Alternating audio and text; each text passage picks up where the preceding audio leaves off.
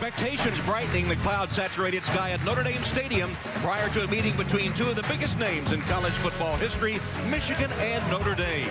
And a match between two coaches responsible for restoring football glory to a pair of tarnished giants, Rich Rodriguez and Brian Kelly. We're minutes away from kickoff, but first to our studio in New York. Welcome to the U.S. Bank NBC Sports Report. Here's your host, Jimmy Roberts. And hi again, everyone. Back to South Bend in just a moment. But first, some early scores and highlights. Blockbuster day in college football, though probably safe to say no one was looking at Georgia Tech and Kansas as one of the headline games of the day. It's exactly what it was. Pick it up, fourth quarter, Kansas leading. That's right, Jayhawks quarterback Jordan Webb. The quick out to Damon Patterson. Check out the nice open field running by Patterson. 32 yards, the touchdown. That makes it 28-17. And how about this? Kansas breaks the 8-game losing streak. They lose virtually all of their skill position players from a year ago, still put up 300-plus yards on a top 20 team. South Florida and Florida pick this one up in the third quarter. Game tied at 7. And this is Jeffrey Demps, one of the most exciting players in the country. I know, shocking to know that he was the NCAA sprint champion, both indoors and outdoors, but he's also got some great moves. 62 yards, the go-ahead score. That made it 14-7. You can see late in the game now, 38-14. Gators scored 21 points in less than 5 minutes in the third quarter. And the Florida defense also forces 5 turnovers. Georgia visiting South Carolina. Busy day for South Carolina running back Marcus Lattimore, the true freshman. He scored 2 times, both from just 2 yards out. Lattimore with 182 yards on the ground. How about this? Steve Spurrier beats Georgia as the South Carolina head coach at home for the first time ever. The last time the Dogs had as few as 6 points. How about 2004? And a reminder, at halftime, Tony Dungy and Rodney Harrison stopped by to break down the first half of our game. Right now, let's go back to South Bend for Michigan and Notre Dame. This has been the U.S. Bank NBC Sports Report. U.S. Bank, all of us serving you. The Notre Dame campus on game day, spirits soaring in contrast to the gray skies overhead. And Irish players bonding with their fellow students as they observe a new pregame ritual entering the stadium through the student section for warm-ups. Today, 2 coaches who share similar small college roots now trying to restore legendary programs to past glory. Brian Kelly of Notre Dame and Rich Rodriguez, the embattled Wolverine coach who got a much-needed win over UConn in the season opener behind a dynamic record-setting performance by quarterback Denard Robinson, who accounted for nearly 400 yards of total offense. And a rare look inside the Irish locker room at quarterback Dane Christ as the players gather their thoughts prior to one of the biggest rivalry games. They prepare to face Michigan before a full house at historic Notre Dame Stadium. Hello, everyone. Welcome to Notre Dame Stadium. Tom Hammond and Mike Mayock ready for this big game. And, of course, all the pregame buzz has centered around Denard Robinson. And justifiably so. Whenever you introduce a quarterback into the offensive run game, you've got an extra blocker. Rich Rodriguez, he's an option-oriented coach, and I think he finally found Batman. Just a week ago, in his first start against the University of Connecticut, 29 carries, 197 yards. Even more impressive to me, he threw the ball 22 times. He completed 19. So whenever you're efficient in the pass game within the context of an option offense, you've got an incredible weapon against the defense. And I'll even say this, Tom. With Denard Robinson and his athletic ability, they've got a chance to win every single game they play. All right, flip it over then. What can Notre Dame do to counter Robinson? First of all, you got to simplify. All 11 players have to know their assignments on every snap. Secondly, you got to bring those safeties into the run game. What happens then? Well, the corners are on an island. More pressure in the pass game. And, Tom, finally, we watched the tape. You better tackle. You know, last week, Manti Te'o had 9 tackles. Sounds pretty good, but he didn't come to balance. He missed several others. And I'm going to tell you one thing. If you miss a tackle against Denard Robinson, it's not going to cost 6 yards. It's going to cost you 6 points. Te'o will have to have a big game as Denard Robinson is the dynamic man that runs the Michigan offense. And it also means that Dane Christ of Notre Dame will have to have a big game, too, at starting quarterback to counter Denard Robinson of the Wolverines.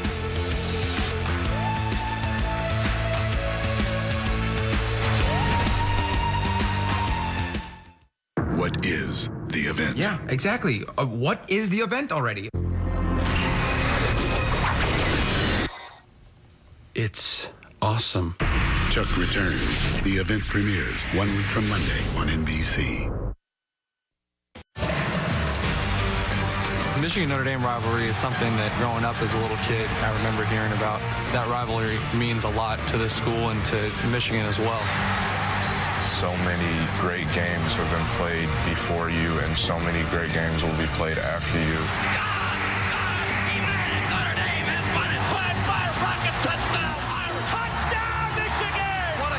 Growing up, watching that game was always one of the hardest hitting football games you could watch that year. With 11 seconds left, Michigan has the lead. Anytime Michigan and Notre Dame play together, there's going to be a lot of intensity, a lot of emotion involved in it. To win against Notre Dame, that's something that you cherish for the rest of your life. You come to Notre Dame Stadium, you better know that you're in for a great battle for 4 quarters. And back live at Notre Dame Stadium, 2 legendary names in college football history, Michigan and Notre Dame. First met in 1887, 5-5 over the last 10 games. Overall, Michigan, the overall leader in winning percentage in college football leagues. And here come the Irish.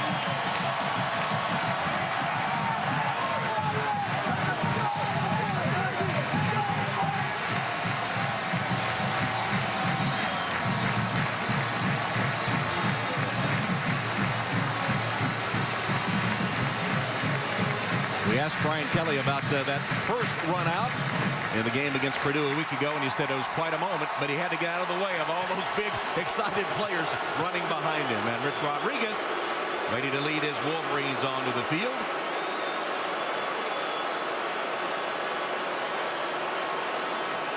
Sounds like a nice Notre Dame reception waiting for them. And here's Michigan. As Hail to the Victors plays, you'll be hearing that and the Notre Dame victory march echoing through your head for 2 weeks after this game. The 2 greatest fight songs in college football.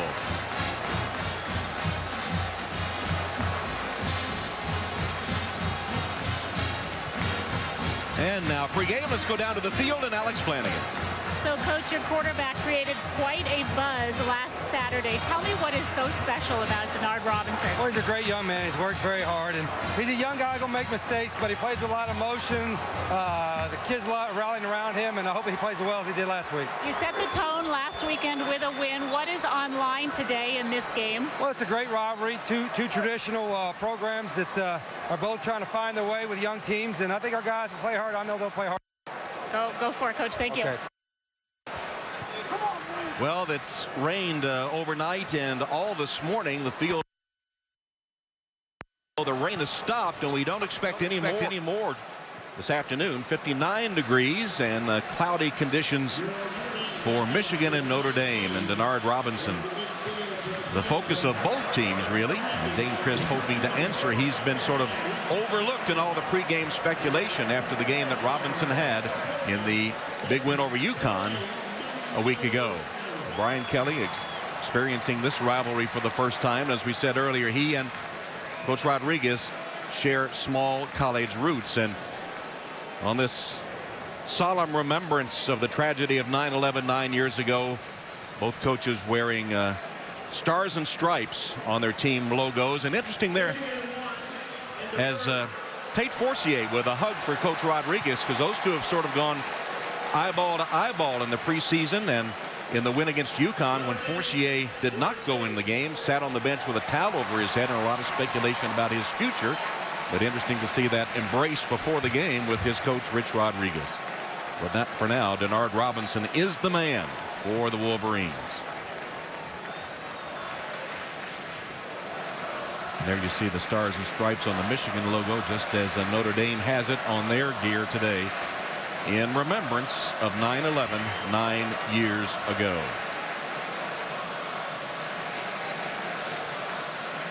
I was down on the field before the game, Tom, and despite the rain, we've got a fairly quick track.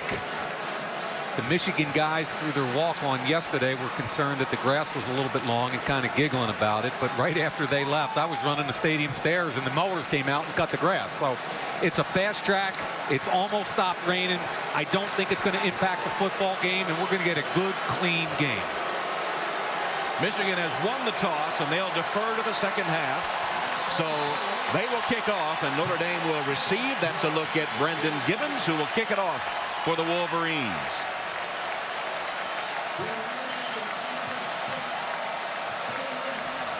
And there's Sierra Wood, who's one of the deep men for the Irish. Gibbons puts his left foot to it, and it's taken by Wood. Sierra Wood found a little seam for a moment and gets it out just short of the 30-yard line as we look at our Notre Dame Adidas starting lineups for the offensive unit of the Irish. And Brian Kelly pleased with the job his new tackles, Martin and Dever, did against the Purdue pass rushers last week. Floyd and Rudolph, 5 catches each last week. Floyd, of course, had a big game against Michigan last year, catching 7 passes. So Dane Christ at quarterback for the Irish. 73% completions in his first start against Purdue last week. And the handoff to Riddick. Theo Riddick blasted out of bounds, and a flag is thrown on the first play from scrimmage for a late hit. Looked like Kovacs, 32, came in late to clean it up. This is a hard thing, I think. When you're coming from that third level, it's the first play of the game. You're all jacked up. Here he is up top. He's coming down, out of bounds. Clearly should not take that shot. Good call by the Zebras. Jordan Kovacs called for the penalty. Todd Gearlings of the Big Ten is our referee. Big Ten crew here at Notre Dame Stadium today. So here are the numbers for Dane Christ in his first career start, which came last week against the Boilermakers. Fakes the handoff. Play action pass batted down at the line of scrimmage. Batted down by Ryan Van Bergen, one of the defensive ends for the Wolverines. I really like their nose tackle and Van Bergen, who's what we call the 5 technique, or the defensive end in a 3-4. You can't get there, elevate, because he had Floyd open on the edge. Career numbers for Van Bergen, and Notre Dame in the Brian Kelly trademark no huddle, hurry up offense. They want to play at a high tempo. On second down, handoff made to Armando Allen, trapped in the backfield and stopped for a loss. Michigan got penetration into the Notre Dame backfield, and led by Jonas Mouton, they tackle him for a loss. Mouton off an 8-tackle performance against UConn. I really think this is their best football player, Mike Martin, the nose tackle. Watch the quickness, comes through the center guard gap, forces the ball back right into Mouton's hand, and I think Mouton's one of their top players, but Mike Martin, for me, is their best defensive football player. Loss of 4, it's third down and 14. Chris stands in the pocket and delivers to his tight end, Kyle Rudolph. And Rudolph, who has a habit of catching passes that are good for first downs, does it here for 18 yards before he's tackled by J.T. Floyd. This is all about a big body on a little body. Remember, a high school basketball player scored over 1,000 points. Kyle Rudolph at 6'6". All he does is like a weak side rebounder. Put yourself between the ball and the defender. 6-inch height advantage for him as he made the first down reception. Here's the pass complete on first down to Theo Riddick. As we look at our Adidas starting lineups for the Michigan defense, which is basically a 3-3-5 alignment. Up front, Van Bergen and Martin are returning starters. Linebackers, as you look at them, Gordon is essentially a safety, and Kovacs the most experienced in the secondary for the Wolverines. So far, they're playing a soft shell like we saw last week, which means you run the football. Armando Allen. No. It's Christ with the fake and then the keep. Fooled us too. Dane Christ with a big gain in the running game by the quarterback. We questioned last week, why did he not read the defense? Look at the crash down, and he fakes giving the football to Allen, keeps it up. Looking a little bit like Denard Robinson. Give Robinson a little taste of his own medicine there as he And last week, if you remember, Kerrigan kept crashing down, and I questioned why he didn't pull it and keep it, and this week he did. 19-yard gain. Irish on the move inside the 20 of the Wolverines. First possession of the game.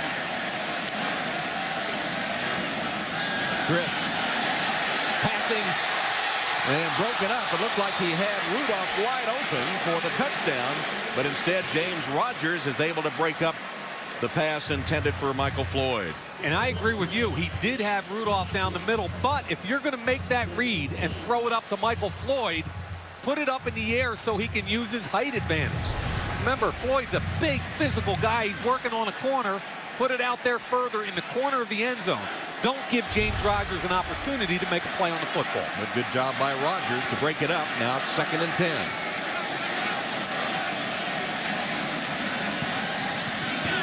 Floyd. Michael Floyd using blockers. Ripped down short of the 10-yard line. It's going to be 3rd down for Christ and the Irish offense. The double screen concept. A little bit of a misdirection. You get the defense going one way, and you come back to Michael Floyd in behind his big left guard, Chris Stewart. It's going to be 3rd down and 4 for the Irish at the 12-yard line of Rich Rodriguez defense. Michigan does not have a lot of experience in their secondary. They played soft. Look at this off here. I would take that right now. Throw the hitch. Empty backfield. Chris dodges a would-be tackler. Now he's going to have to scramble again. He's inside the 10. He rambles inside the 5. Flag is down as he scores the touchdown. Armando Allen is going to be called for a block in the back. Great job by Dane Chris, Tom.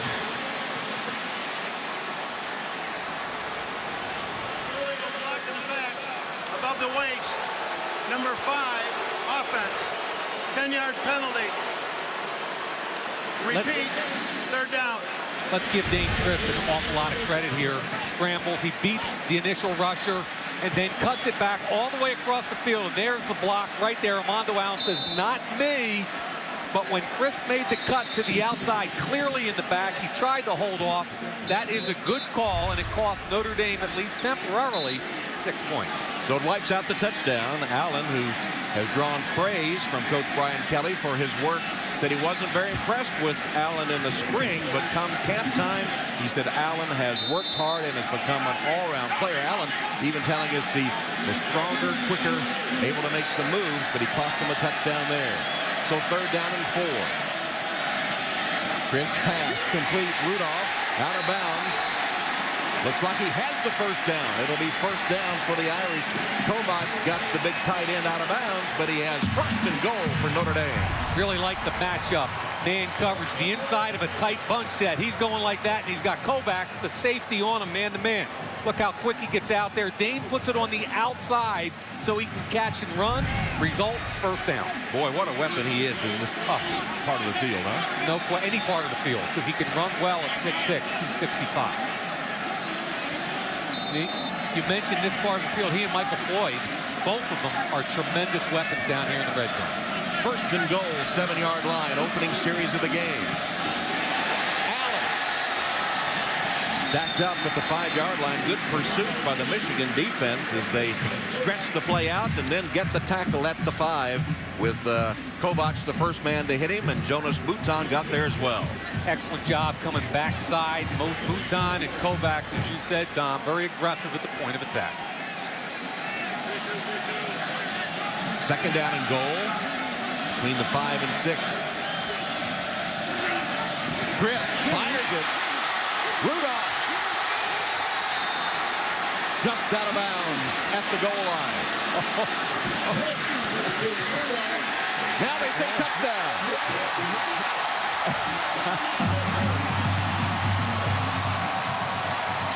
Interesting to see if this will be reviewed. He extends it out and I believe hits the pylon. Remember, the pylon is out of bounds from on the outside piece of it. Now watch, he's going to run right over Rogers. Way too big for Rogers. And he catches the top of the pylon. Runs through that tackle. Here comes Obieze. There's the knee and the ankle down. That's got to be reviewed. And it will be reviewed. Jack Kramer and Steve McBride of the Big East are our replay officials today. It looks like he's out of bounds right there, and the ball hasn't touched the pylon or come close. So I think we're going to see that just short of the goal line. It's like he's out of bounds before the ball breaks the plane of the goal line. Exactly. He's out of bounds. Exactly. All that matters is the ball breaking the plane. Good call. I think we're going to bring that back, Tom. Rudolph with his 70th career catch puts him number 4 on the Notre Dame all-time list. 4 career catches by a tight end. Tied with Tony Hunter. Brian Kelly is over there talking with his quarterback, I think anticipating the fact that they're going to have to call another play here. Still an impressive opening drive by the Irish. They've had 1 touchdown called back by penalty. And they may have another overruled by replay. Yep, out right there before he gets near the pylon. I really believe they're going to set this inside the 1-yard line. Already they've covered 71 yards in 12 plays. There's NBC it. Looks like he's out of bounds before the ball breaks the plane. Well, that's pretty cool, isn't it? That whole NBC thing. Clearly out of bounds. I would think the replay officials like it as well. Kyle Rudolph, man, he can play. I think there's going to be some scoring in this game now. Well, based on that opening drive by the Irish, because we know what Robinson is capable of when he gets his hands on the football. One of the ways to stop him is long drives like this by Notre Dame, keeping him off the field. Yeah, when he's sitting next to the water cooler, you're pretty comfortable that you don't have to tackle him. Here comes the ruling. Maybe. After further review, the runner's left foot stepped out of bounds. At that point, the ball was at the 6-inch line. 3rd down and goal, 6-inch yard line. So that's 2 touchdowns called back. 3rd time's the charm, isn't that what they say? Well, they're hoping. 6-inch line on 3rd and goal. Interesting to see if they get under center here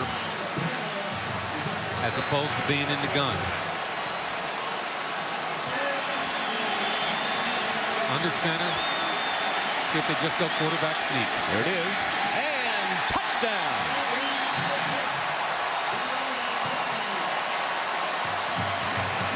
So the Irish 71 yards, 13 plays, 2 touchdowns called back. They finally punch it in. Good decision by the quarterback. Braxton Cave is going to get real low. Chris Stewart at 350 pounds. He takes the left side. Bang. Good movement at the point of attack. David Ruffer for the point after.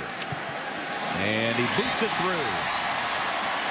Well, all the talk has been about Denard Robinson. We'll see him next. But in the meantime, Kristen Company making a statement.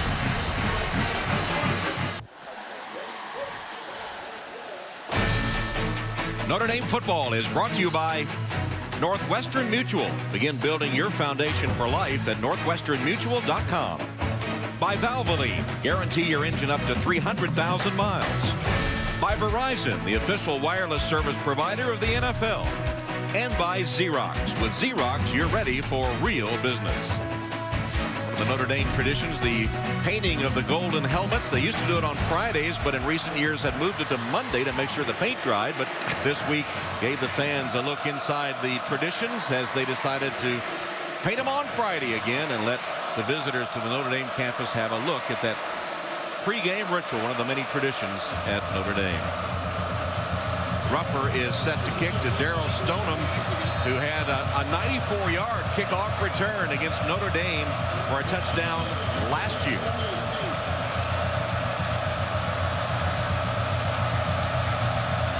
Ruffer's kick.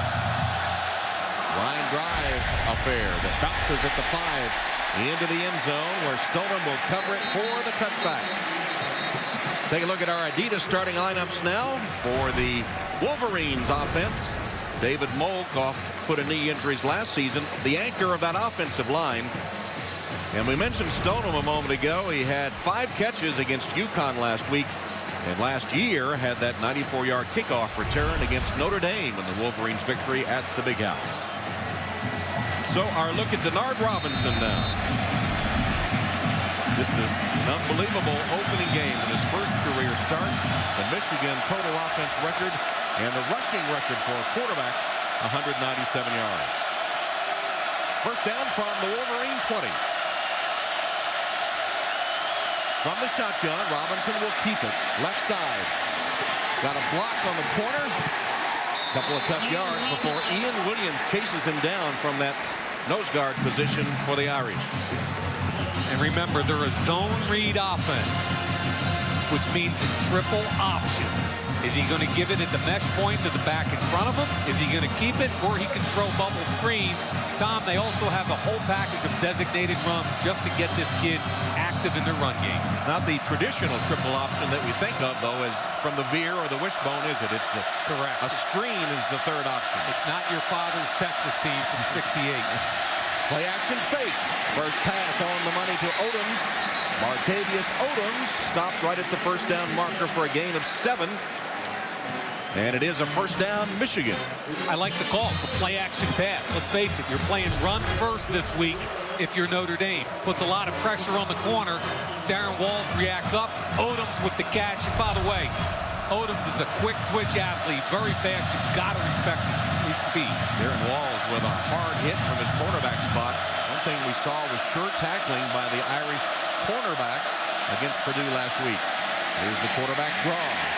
Notre Dame ready for it, only a yard or two. Carlo Calabrese was the first man on the scene for the Irish. Our Adidas starting lineups now for the Notre Dame D. Ian Williams, an interception and half a sack last week. The nose guard in the 3-4. Manti Te'o, 9 tackles against Purdue. And the Irish corners, an impressive opener, 16 tackles and an interception between Gray and Walls, as Mata gets the start today for the injured Slaughter. And another good Capron Lewis Moore tackle by the Notre Dame D. You know, Notre Dame's coming out with a 4-man front. Traditionally a 3-man team. Look, 4-man, watch the lead block. This is a quarterback ISO and a staple of the Michigan offense. Linebackers got to attack. Teo's got to get up in the hole, and you got to sprint to the football. Bring as many hats as you can on that talented quarterback. From the Michigan 36, third down and 5.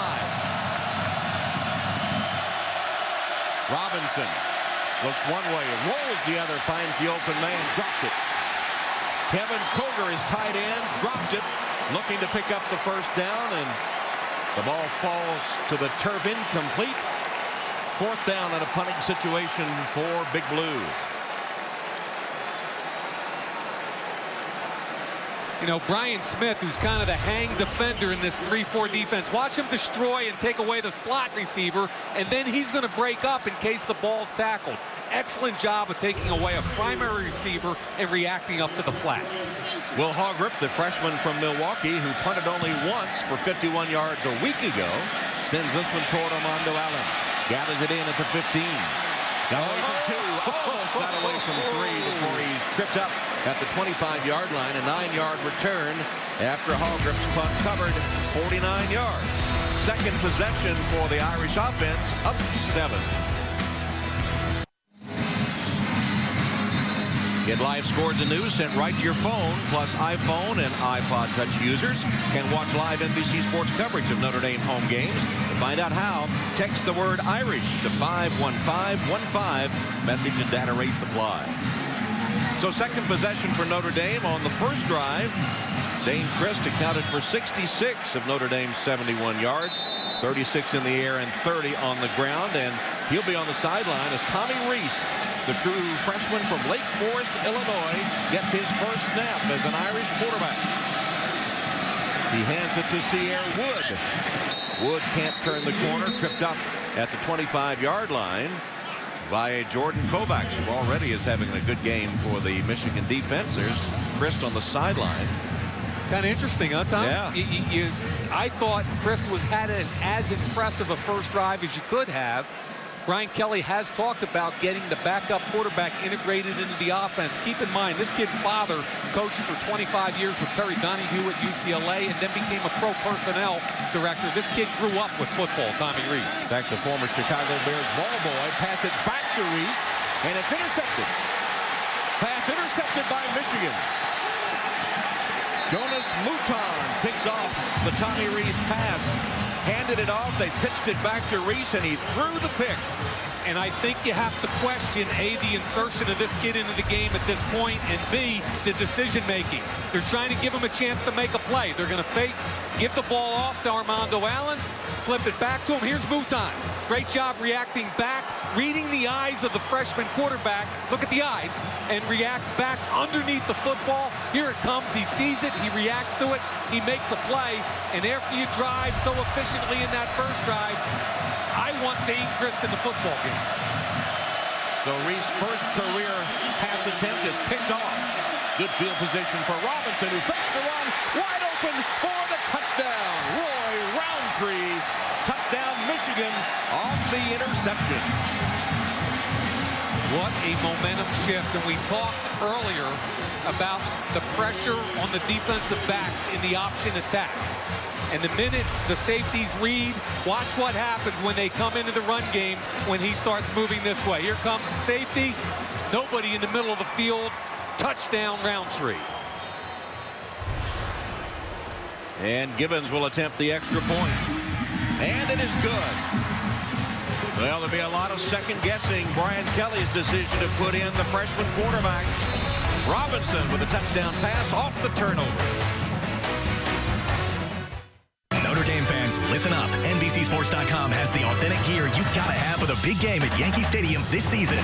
For all your Notre Dame needs and your official Notre Dame versus Army Yankee Stadium gear, go to NBCSports.com/shop.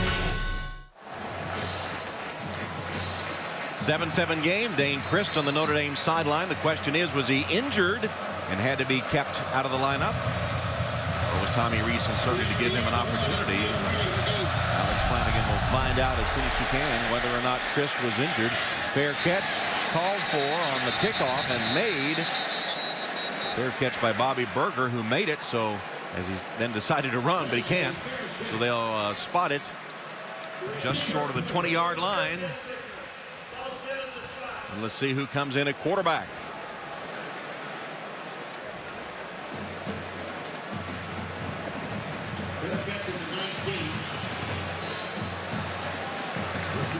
Well, it's going to be Reese again, so apparently Dane Christ is being held out for injury reasons, one would assume. There's the touchdown on the sneak by Christ. And maybe he took a knee to the helmet or something of that nature, because apparently being held out because of injury concerns. And it's Tommy Reese, the freshman, back in at quarterback as Christ watches from the sideline.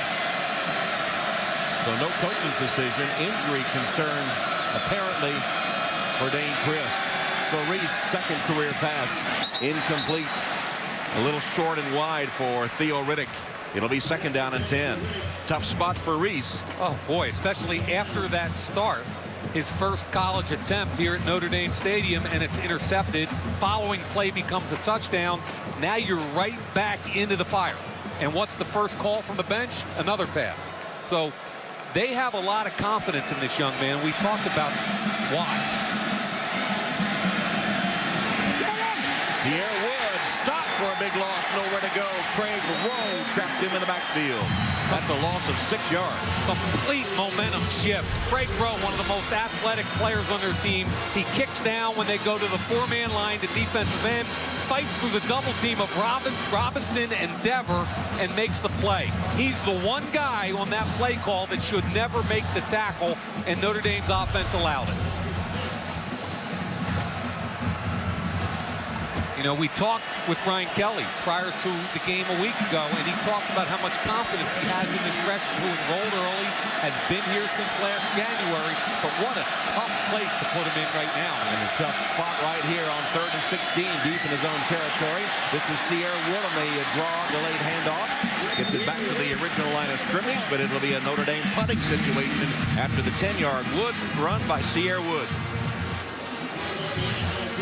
Negative plays kill you in this game. Brian Kelly's got to be concerned now with getting this thing calmed down.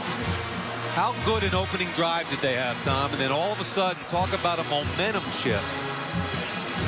Freshman quarterback comes in, throws an interception. One play later, bang, touchdown. And now you're punting close to your own end zone. Whistles will blow that one dead as Ben Turk is on to punt. You know, Tom, one of the things we've been 17. Offense. 5-yard penalty. Remains 4th down.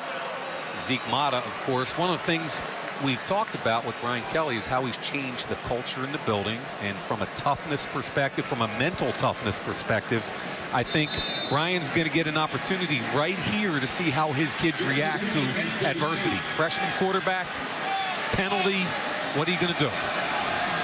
So Turk punts it away. Gallen calls for a fair catch, takes it at the 44-yard line. It'll be another good field position for the Wolverines after a 38-yard Ben Turk punt. Welcome back to Notre Dame Stadium. A tie game between the Irish and Michigan in the first quarter.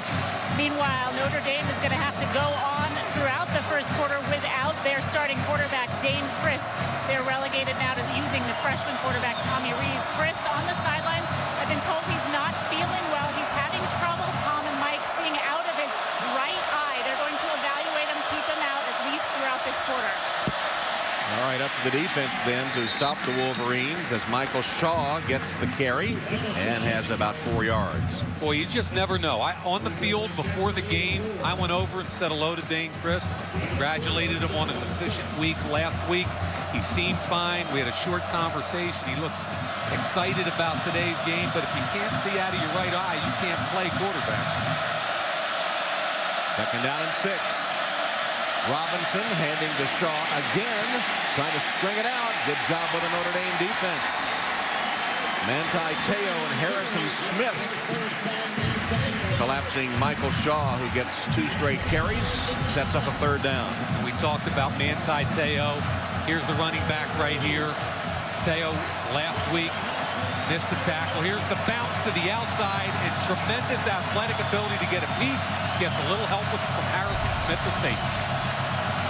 3rd down and 5. Ball just short of midfield in a 7-7 first quarter.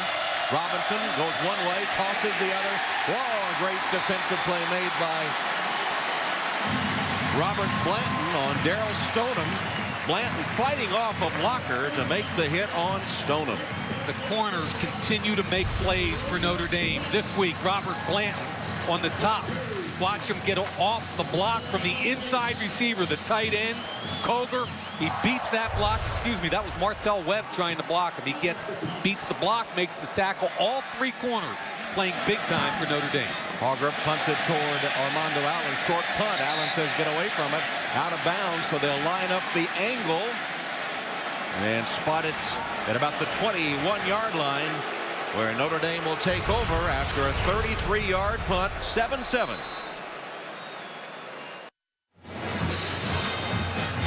While we were away, waving the ammonia capsule in front of Dane Christ.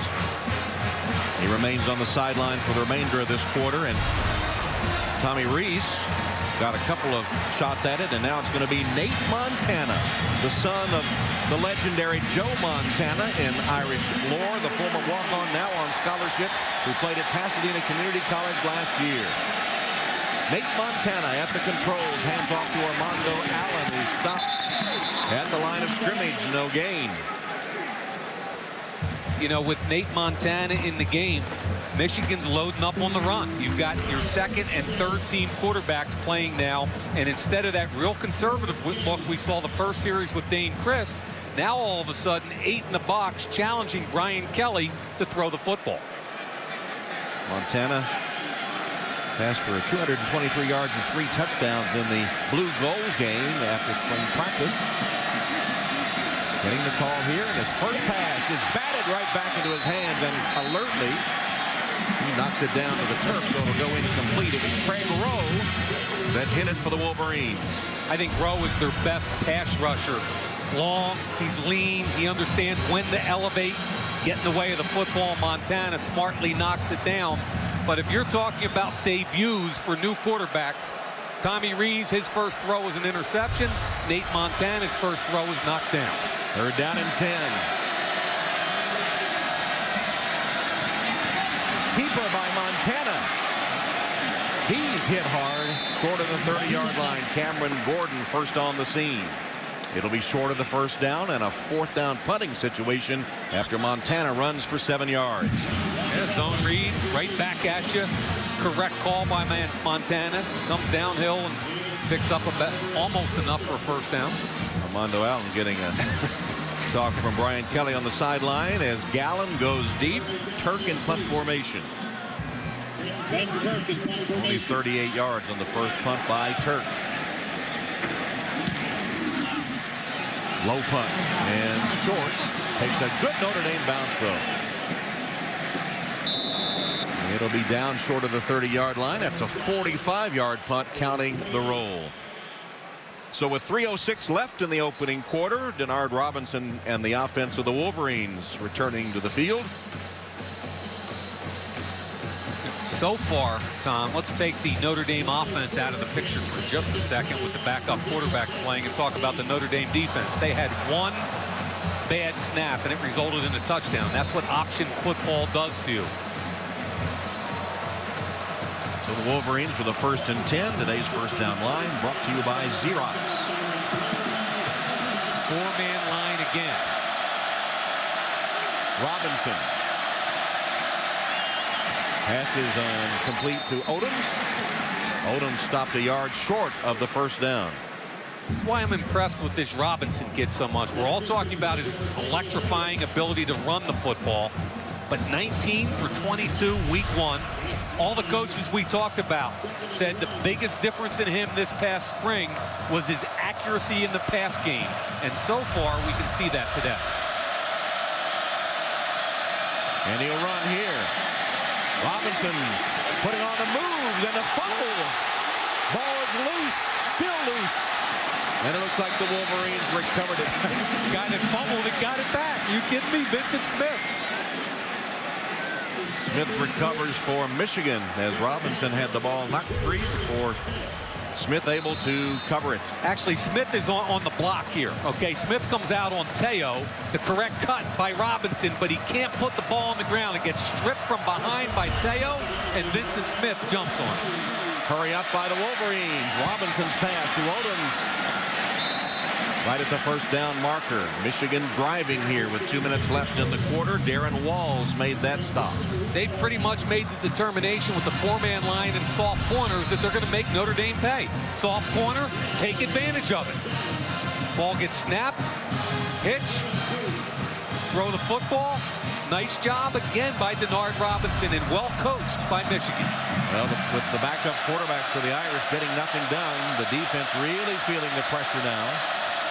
Robinson fakes the handoff, has a man wide open, has it for the touchdown. Odoms. Nope, they'll mark him just short, a yard short of the touchdown. Martavius Odoms for a gain of 31. Walls prevented the touchdown, but it'll be 1st and goal Wolverines. Pre-snap, we got a disadvantage if you're a Notre Dame fan. 1, 2 on 3. Are you kidding me? This guy can't get over. There's some pre-snap confusion with Notre Dame.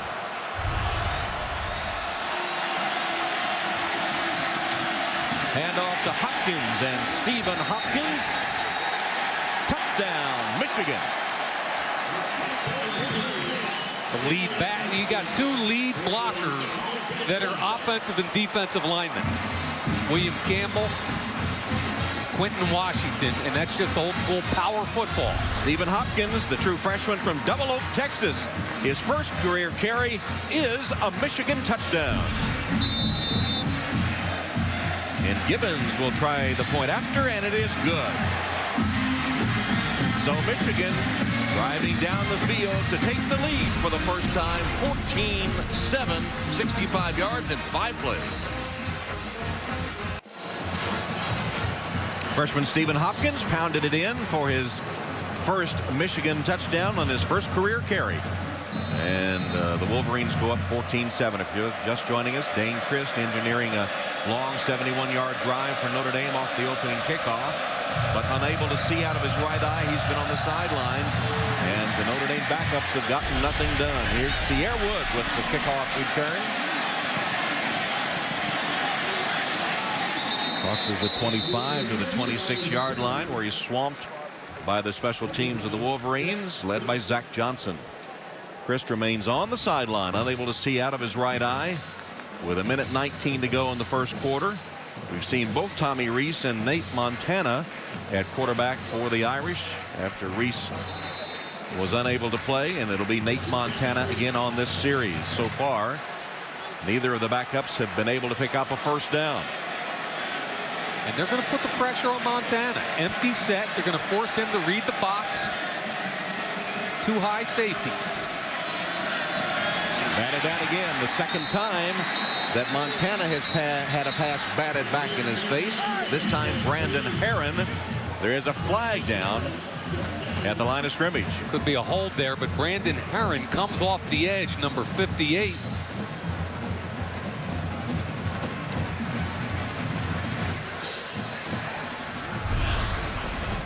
Montana wants to get rid of the football quickly. That penalty's declined. Unblocked defender. They're trying to get the quick wide receiver screen to Riddick. Second pass attempt knocked down in Nate Montana's young career.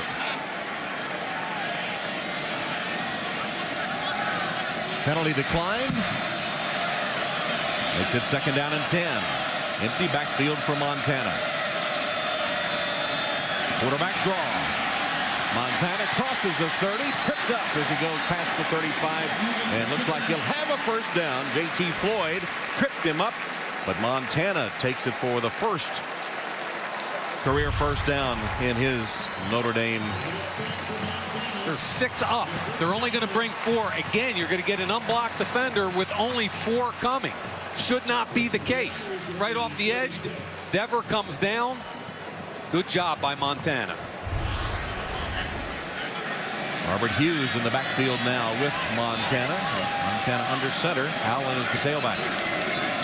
Here's Armando Allen. Ran into his own man, but bounced off and got it to the 39-yard line. Looked like he was going to be stopped maybe for a loss and able to bounce off his own man and get it for at least a positive carry. Difficult situation for Notre Dame.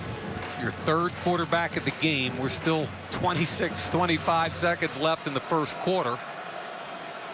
Armando Allen 4 carries for a net 0 yards. Now they're back under center. I think they're going to try some power football. It'll be Allen trying to get the corner. Hit hard at the 40-yard line by James Mouton. And that'll be the end of the quarter with the Irish facing a 3rd down and long when we return to Notre Dame Stadium. And so that's the end of the first quarter. Michigan leading Notre Dame 14-7.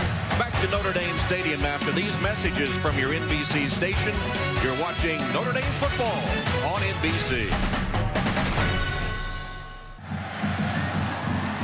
Start the second quarter with Michigan leading Notre Dame 14-7, and Irish quarterback Dane Christ watching from the sideline. And on the field, it's 3rd down and 7 for Nate Montana. Almost backups. Eerie how much he looks like his dad with that helmet on, isn't it? From the shotgun, here's Montana. Got good protection, laid it up. Rudolph has it. Shaking tacklers, but stops short of the first down as we check in with Alex. Hey, Tom, Dane Christ is going to remain on the sideline for at least another quarter.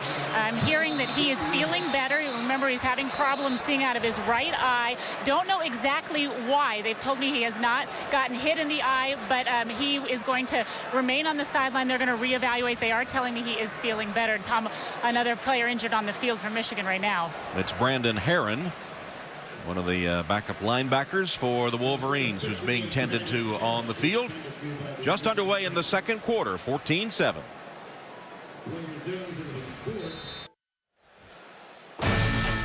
Notre Dame football is brought to you by Mercedes-Benz. Experience truly great engineering today at your authorized dealer. By ADT Security Services, always there. By Travelers. And by Coke Zero. Taste what's possible. Tom Hammond, Mike Mayock, and Alex Flanagan, Notre Dame Stadium. Dane Christ, the Notre Dame quarterback, engineering a touchdown drive off the opening kickoff, but unable to go, and the backups have gotten nothing done as the whistle stopped the punt by Turk on 4th down. Timeout. Michigan. Michigan, they're first. And Michigan calling a timeout. Rich Rodriguez with a point to the official there. They had to call the timeout, ready to receive the punt. So Rodriguez a little upset that he had to waste a timeout there on 4th down, ready to receive the punt from Notre Dame. It's a 30-second timeout, and Rodriguez not happy. He didn't like what he saw on the field, and frantically got the timeout before the ball was snapped. He had nobody back to return the punt. And what happened was, I think he wanted punt safe, but he wanted somebody back there to catch the football, so it wouldn't be just an easy kick inside the 10-yard line. Well, the defense of Notre Dame been on the field for a long time as the backups at quarterback unable to get anything going offensively for the Irish, and really feeling the pressure now to perhaps stop Michigan if they can. And I think it's been a pretty simple story on defense. Look at this. Here we go. 4th and 1.5. Notre Dame's going for it. Big 4th down gamble coming up here. Montana in the shotgun. It's like an overload blitz to this side. He's getting out of it. They're going to punt the football. Now the punt team comes on. And the Wolverines got a man late off the field. Timeout. Notre Dame, they're first. And Notre Dame has to call a timeout. We're seeing what we expected in week 1. We're starting to see in week 2. A little bit sloppy. Back-to-back timeouts in a punt situation. Some breakdowns in the defensive secondary, I believe, by Notre Dame has been the difference in this ballgame. Well, the two winningest programs of all time, Michigan and Notre Dame, and two coaches that are coaching these legendary programs now that have similar backgrounds. They both come from small college roots, as you see their coaching resumes. And Brian Kelly telling us that, you know, I think it gives you perspective having been at these small colleges, having lined the field, having done the laundry and everything else, gives you a lot of perspective. And Rich Rodriguez telling us pressure. Of course, he's been much criticized by the Michigan faithful. Pressure, he said, no pressure, was when I was at Salem and they called me 2 weeks before my wedding and said a Japanese company has purchased the college and are dropping football, and he didn't know where his next paycheck would come from. Gallen calls for the fair catch and takes it after the punt by Turk on 4th down. And I really thought that was an interesting perspective on pressure. And, you know, he has been under the gun a little bit. Brian Kelly in his first year, the similarities coming from the small school programs, I think they both appreciate where they are, but I don't think the enormity of the situation overwhelms them. They are who they are. They coach just like they did at Salem or Liberty or any of those places, and they're both really solid football coaches. And they both have a plan. They both have done it their way without any particular mentors. It's their process. So deep in their own territory after a 47-yard punt. 1st and 10 for the Wolverines. Robinson got to the corner. Here's the speedster racing down the field and caught from behind by Harrison Smith. But he rambled for 37 yards and a 1st down. Yeah, here's that zone read. This is an option that we talked about. The mesh point, when he goes that way, he's reading the defensive end or the linebacker. Who's going to scrape? And when he doesn't see anybody scraping, what's he do? Pull the football. Now you've got an athlete in space. And folks, that athlete's better than any of the other athletes, and he's going to win every time. Harrison Smith had an angle on him and able to get him, but the ball all the way out to the 44-yard line. 5 carries, nearly 60 yards already. Here's the pass, deflected, incomplete. Tipped at the line of scrimmage by Darius Fleming. Darius Fleming's playing that outside linebacker position, the rush position in that 3-4. White, this kid is so explosive. Again, it all starts with the zone read. Everything they do starts off with either the zone read or quarterback run. You got to stop this kid or you got no chance. 2nd down and 10. Quarterback draw. Robinson tackled at midfield. It's going to set up about a 3rd down and 4 situation for Michigan. Altman on Ian Williams, key matchup here. Sets pass rush. Schilling gets down to the 2nd level, looking to make a block. You get this athlete in space, and I'm telling you, it's a mismatch. Here's a key 3rd down early in the 2nd quarter. Blitz. Robinson hands off. Shaking tackles is Michael Shaw, but stopped by the Notre Dame defense. Shy of the first down. Ian Williams first to get him. Brian Smith comes off the edge, forcing him back inside. He doesn't make the tackle, but he makes the running back cut early, right back into the teeth of his defense. Here comes Brian Smith. He doesn't make the tackle, forces the cutback. Really good job by Ian Williams from the inside out. Haugerman punt formation for Michigan, and Armando Allen standing at his 9-yard line. Hauger with the boot. Allen is going to let it bounce, and it does, into the end zone for the touchback.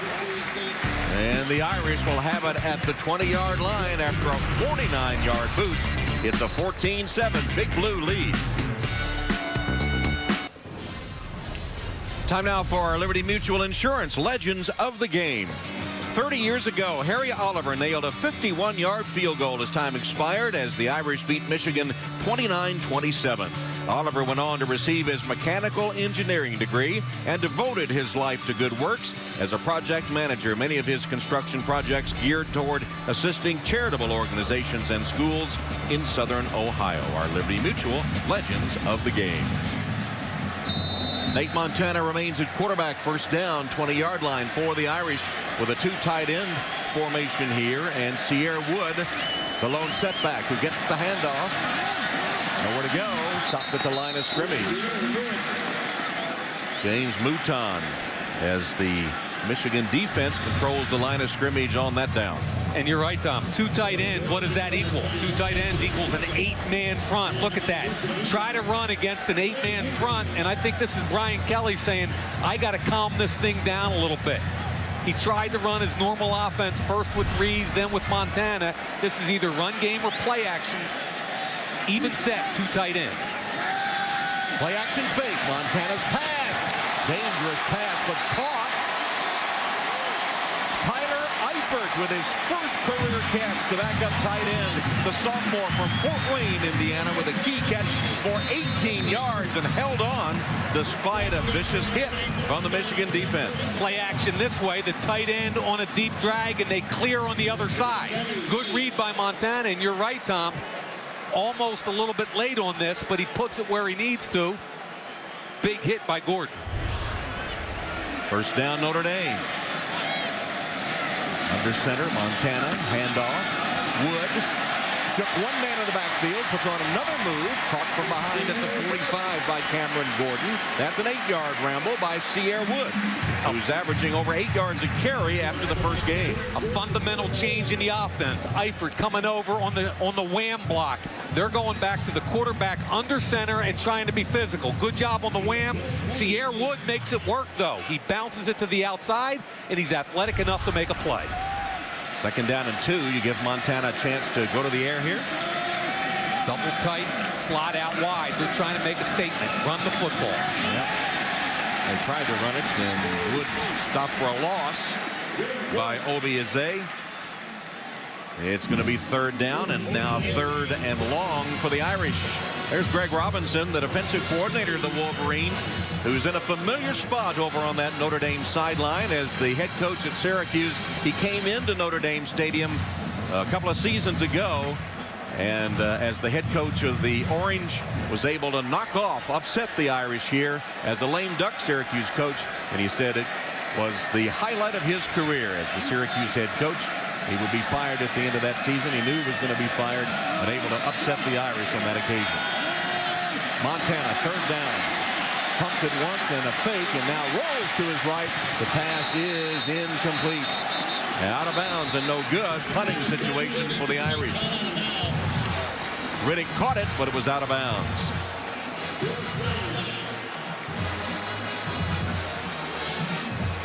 Ben Turk will come on to punt again. Turk getting a workout here in the first half after the injury, or assumed injury, or not feeling well for Dane Trist. We're not sure. We were told that he could not see out of his right eye and is going to be held out the entire half. Gallen lets the Turk punt bounce, and it takes a Notre Dame bound to about the 14-yard line. That's a 44-yard Turk punt. Still 14-7, just under 10 minutes first half. Time now for Doing the Right Thing, presented by Northwestern Mutual. And Denard Robinson doing the right thing. Recognizes the soft corner. Throw the hitch. He's recognized for his feet, but I like the decision-making in the pass game. Comes back down. There's the hitch to Odoms. First down. Same drive. 3 on 2. Mismatch pre-snap. Again, Robinson doing the right thing. Makes the decision to throw the football. Throws it to his slot receiver, Odoms. Huge play. Sets up a touchdown. And that's Doing the Right Thing, presented by Northwestern Mutual. First down at the 14 for the Michigan offense. Denard Robinson fakes, rolls right, has a blocker. Pass is caught. Big gain for Martavius Odoms from Denard Robinson, a gain of 21 yards. Talk about doing the right thing again. The patience of the quarterback, Denard Robinson. Flag is down, Mike. Yep. Fits in the hole behind the corner and the safety. Now the patience. Sit down and squat. The receiver went out of bounds, but was pushed. Legal play. First down. The wide receiver Odoms was pushed out of bounds. As long as he comes back in quickly, he can still be the first person to touch the football. It's pushed out. Now as long as he comes right back in, which he does, he's eligible to catch the football. And again, the patience of Robinson is really, really impressive now. Blitz by the Irish. Handoff to Smith. And Vincent Smith, the sophomore from Pahokee, Florida, who's averaging nearly 4 yards a carry against UConn, is tackled by Capron Lewis Moore. Tom, I'm pretty impressed with this young quarterback. In only his second start, look what he's done already. 7 for 9 in the pass game for over 100 yards and averaging over 10 yards per rush. His patience and his athletic ability, boy, just blown me away for a young kid. Yeah, he is young. Here's another blitz. But he has confidence, a big smile when we talk to him, and rambles for another first down just inside the midfield stripe before he's tripped up by Gary Gray. That's a 14-yard gain as we check in with Alex Scooter. Hey guys, well, Denard going by now Shoelace, his nickname for a long time. It kind of became national news this week because of how he wears his Adidas shoes. Now they do have a big Velcro strap across them, so a lot of people thinking that they're unlaced. They are attached, I guess. They're kind of bound together by the Velcro, but you can see his laces hanging down and maybe a little bit of a trip hazard there. Hasn't happened so far, but last week UConn going after those shoes, trying to get them off. Yeah, he told us he could hear them saying, go after his shoes. Now he's right on one knee over on the sideline after that pass. And Tate Forcier, who there was speculation he might want to transfer after he sat on the bench with a towel over his head, not participating at all. When Robinson was shaken up for a couple plays, it was Devin Gardner, the true freshman, that went in. But Forcier, as a freshman himself last year, the man who led the Wolverines to victory over Notre Dame at the Big House. And here he is warming up as Robinson on one knee over on the sideline in front of the Michigan bench. And so the Irish saw their starting quarterback forced to the sideline. Now here's Robinson over on the Michigan sideline. Excellent blocking at the point of attack. Robinson turns it up. Excellent balance again. Let's see what happens. It looks like Teo lands on top of him. I don't know if he lost his wind a little bit. But look who's in, Tom. It's Devin Gardner, the true freshman, not Forcier. It is Gardner, the freshman, just like last week, spelling Robinson and handing it off to Smith. Smith stacked up after a 4-yard gain. Now, when we asked Rich Rodriguez about what Devin Gardner brings to this offense, he said he was kind of a good combination between the athletic ability of Robinson and the throwing ability of Forcier. But a true freshman who's out of the game, and I think he just lost his breath there for a little bit. He'd say he was down on the knee trying to get some air. Robinson shaken up, had to leave for a play, and now is back in from the shotgun. Pumps one way, goes the other, dodges a rusher and passes the ball and is broken up and nearly picked off. Good defense by the Irish. Harrison Smith nearly able to pick it off, intended for Kevin Koger, the tight end. Carlo Calabrese thought he had a knockout shot and ended up missing the quarterback. He's looking one way. Now watch Calabrese flash and miss the tackle. You got to come to balance. And then a late throw is almost picked off by Harrison Smith. Nearly had it twice. So 3rd down and 6.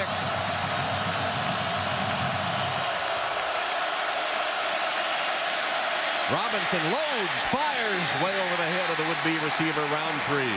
Incomplete, 4th down. Irish got some pretty good pressure on Robinson that time. Yeah, and that time Zeke Mata, the safety, was in pure man-to-man, did a nice job.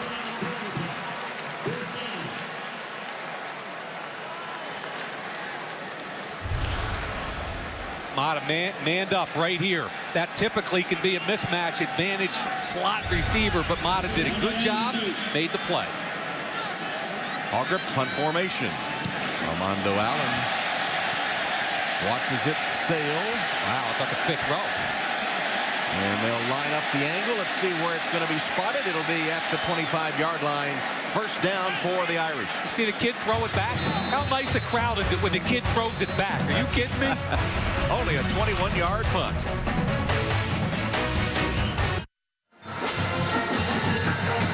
Go to Notre Dame Extra on NBCSports.com where you can see all the action, including an online-only bonus camera, in-game highlights, plus live coverage of the halftime band. Go to NBCSports.com right now. Well, interesting that I was impressed with Brian Kelly and the adjustments he made against Purdue as he had a running game percolating from his spread offense, and now going conservative with backup quarterback Nate Montana at the controls here. And a big gain on 1st down by Armando Allen.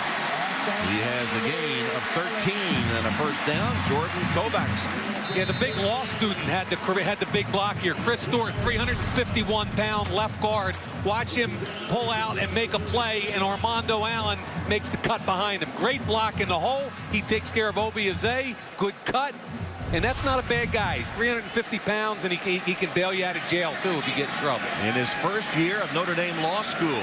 First time that's ever happened in Notre Dame history, and probably the Notre Dame people think in the history of college football. Allen made 2 miss, and a big gain. Armando Allen, that's the new wiggle he has in this his senior campaign. Knocked out of bounds by Cameron Gordon.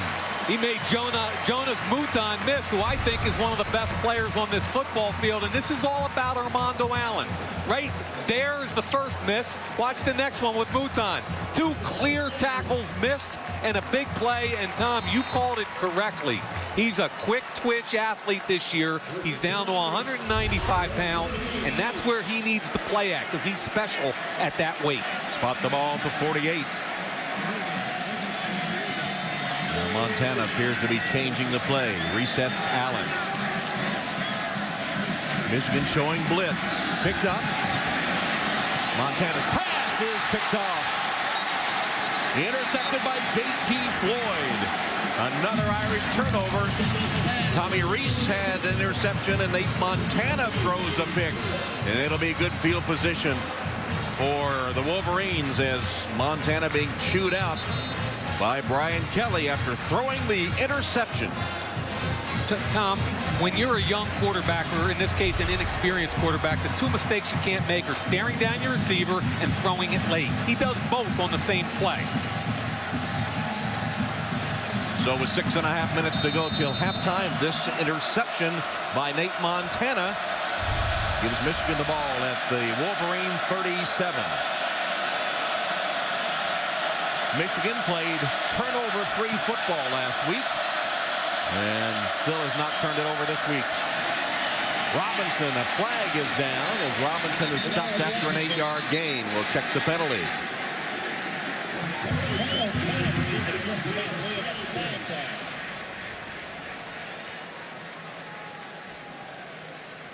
Brian Kelly a little bit upset on the sidelines with the play of his 2 backup quarterbacks. Personal foul. Clipping, 79, offense, 15-yard penalty, repeat, 1st down. Terry Dorstein of the Wolverines, the 5th-year senior from Plainfield, Illinois, guilty of the infraction. Now, I was a defensive back, Tom, and I used to love seeing young quarterbacks because they all make typical mistakes, and this is one of them. Watch Nate Montana, after the fake, stare down. Okay, he's staring the guy down, staring him down, double pat, triple pat. The corner comes back underneath. You can't stare it down, and you can't be late. Robinson. That's incomplete. Dropped by the intended receiver, Stoneham. It'll be 2nd down and 25. Like the play call, come off the holding penalty. You try to get half of it back. Stoneham needs to catch that football. Crisp now playing a little toss on the sideline. And there's where the Wolverines have to go for a 1st down, 25 yards. 1st down line brought to you by Xerox today. From the shotgun, Robinson throws a screen and dropped again, this time by Michael Shaw. Looked like the Irish had it well defended. Manti Te'o was bearing down on Shaw, and he couldn't hold the football. Now 3rd down and 25. It's a double screen, and we talked about Te'o last week, and here he is right here. I love the anticipation in the pass game. I think he's really improved from a rookie. He expands right away with the tailback Shaw, and whether Shaw catches it or not, he's going to make the play. So Te'o and company facing a 3rd down and 25 yards to go for the 1st down.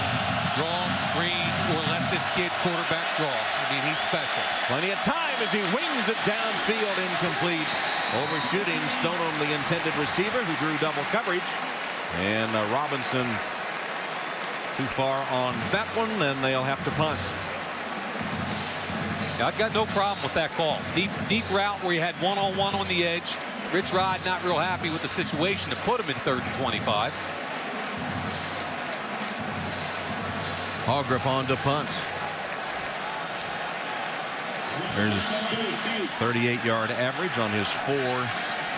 This is his 5th time, and it's a line drive that Allen lets bounce, says stay away from it, and it goes out of bounds about the 28-yard line.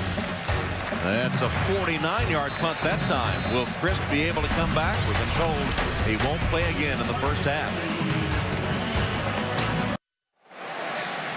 Dane Crist, helmet off over on the Notre Dame sideline. There's our 1st down line brought to you by Xerox. Montana hits Rudolph. Up into the yard short of the 1st down. 1st down pass from Rudolph. Starting to find a little rhythm perhaps. Thomas Gordon makes the tackle, the redshirt freshman from Detroit. I think that's the kind of throw they're going to have to start to hang their hat on. A half-field read and try and get the football to their All-American tight end, Kyle Rudolph. 2nd down and 1. Armando Allen using his blockers well.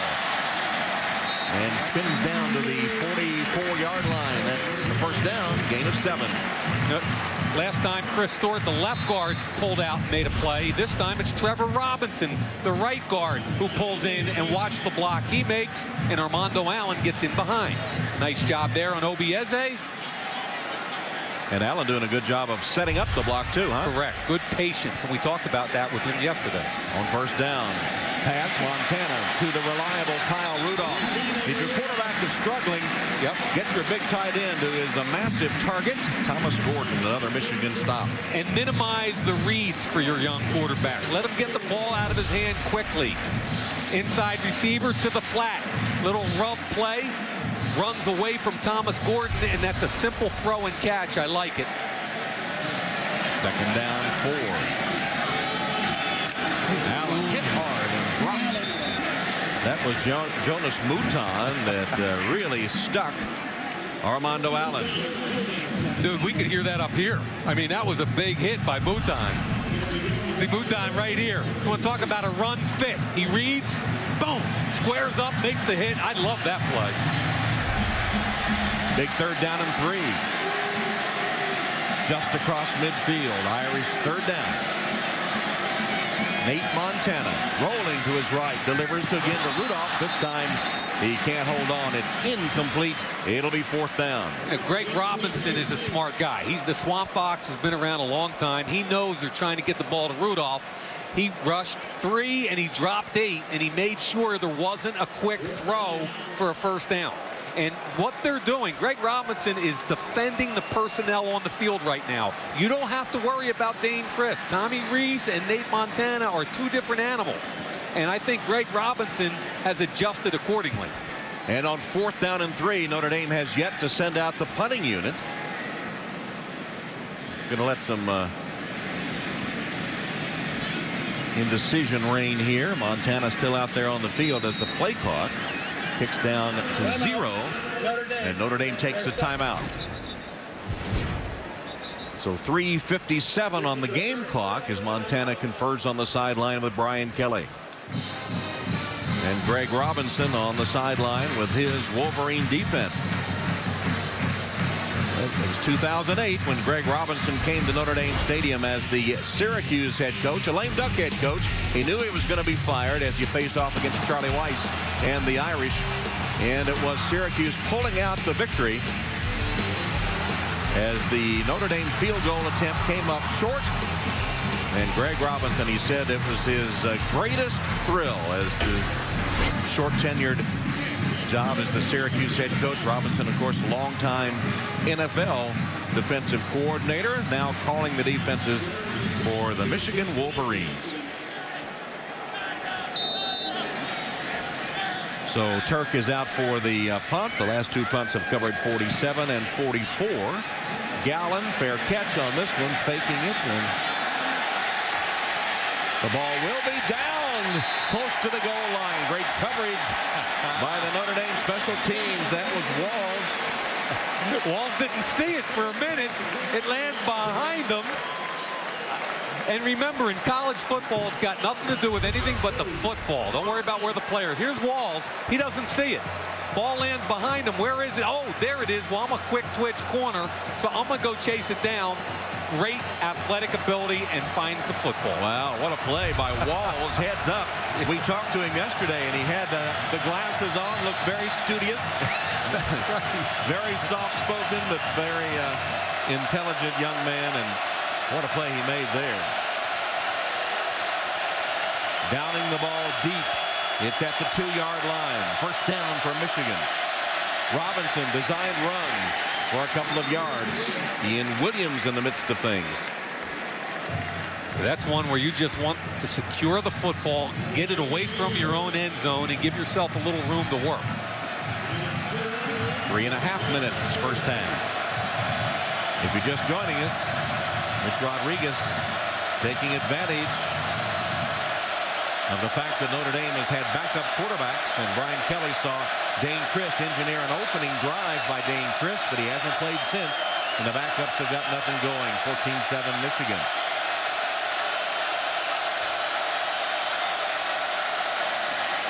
Robinson got away from a man in the backfield, crosses the 10 to the 12-yard line. First down Michigan. Zeke Mata and Ian Williams chasing down the elusive Denard Robinson. Brian Smith gets cut like a big old tree at the line of scrimmage. Watch him coming in here. Here he comes. There's the cut block, correctly read by Robinson. He gets in behind his tight end, Coger. Kid's got some patience in addition to wonderful athletic ability. Wasn't really worried about coming out of his own end zone.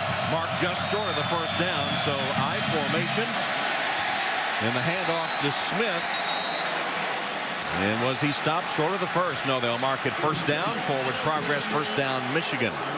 So far, Denard Robinson, who had a Michigan quarterback record, 197 yards rushing last week, has carried 9 times for 87 yards today. His presence for a young player kind of blows me away. He's also 7 of 14 in the pass game for 107 yards. Approaching 2 minutes, first half. Michigan with 2 timeouts remaining. Robinson fakes. Incomplete. Short hopped. Zeke Mata, the man that was able to tip it and break it up for Notre Dame. That was intended for McColgan. Overload blitz to the wide side. Smith and the safety Mata coming off the edge. Well called by defensive coordinator Bobby Diaco because it's play action. Mata gets right in the passing lane and knocks the football down. 2nd and 10. It's a run first formation by Michigan here with the tight end H-back.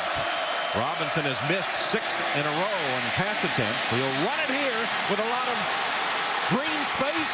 And off to the races. Denard Robinson to the 20. Racing into the end zone for the Michigan touchdown.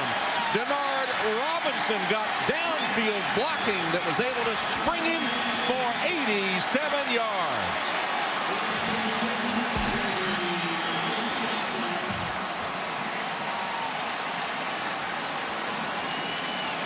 Wow, the patience. Love what happened behind the block of Koger.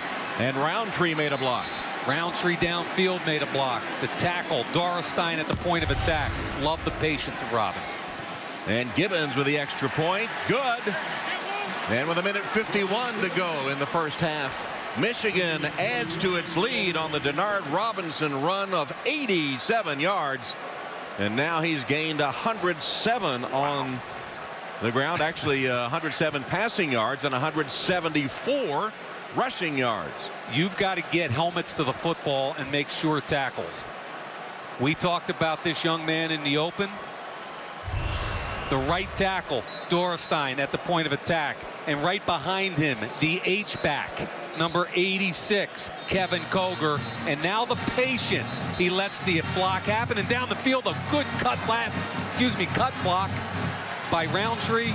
And Tom, I don't care if he runs 4.4, 4.3. I don't care what the number is. He's fast. I predict a lot of runners will be wearing untied shoes here in the next few weeks. Block down the field right there. Boy, on Zeke Mata. Roy Roundtree, who people weren't even sure were going to play. He had internal injuries last week. And we highlighted this young man as a difference maker for a reason. You put the tape on, and you know he's special right away. Here's the bounce. And Wood muffed it into the end zone. He'll take a knee for the touchback. And with 1:47, the Irish take over at the 20. Now trailing 21-7. Rich Rodriguez, who, like Brian Kelly, has the history of small college ball, and what an act to follow as Michigan head coach, and has taken some heat as not being a Michigan man. If he's able to get 2 victories here to start the season, he might start to getting some love from the Michigan faithful, and tough act to follow those 3 great coaches who preceded him in Ann Arbor.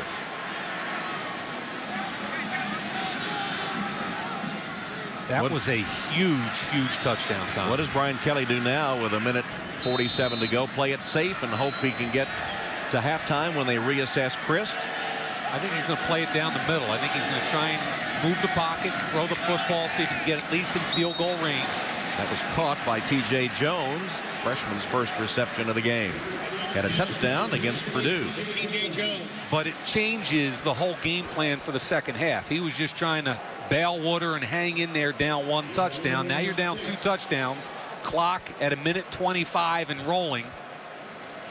Need to get some points. Second down and 3.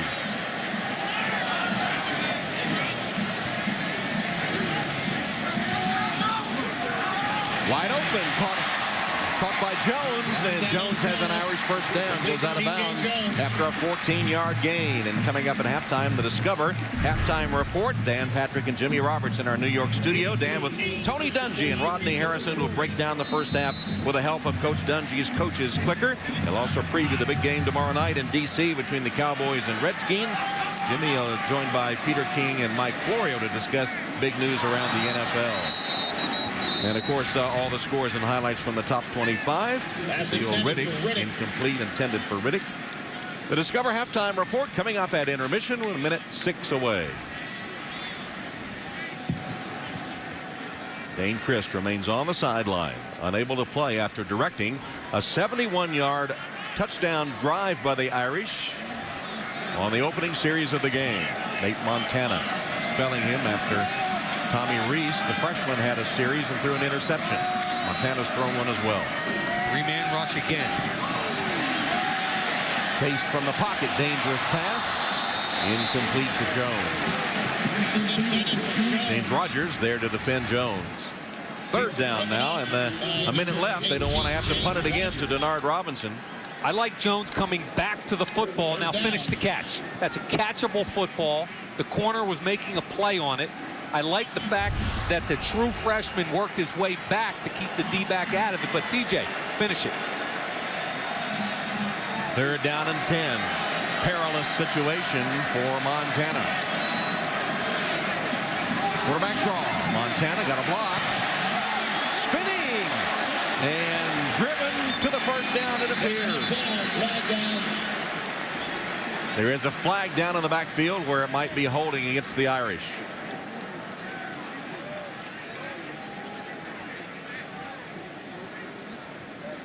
So an 11-yard ramble by Nate Montana, but will it be wiped out by penalty with 53 seconds left? It sure will.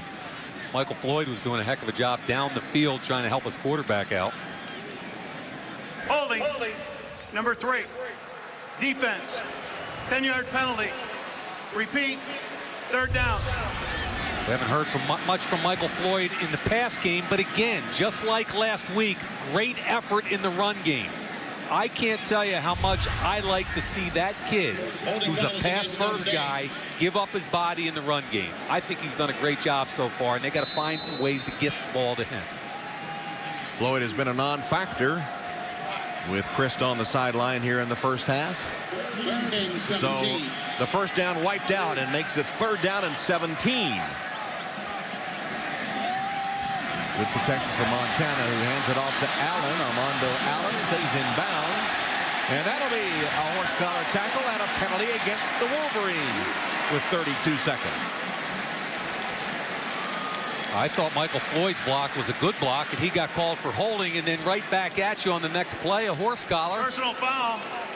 Horse collar tackle. Number 8. Defense.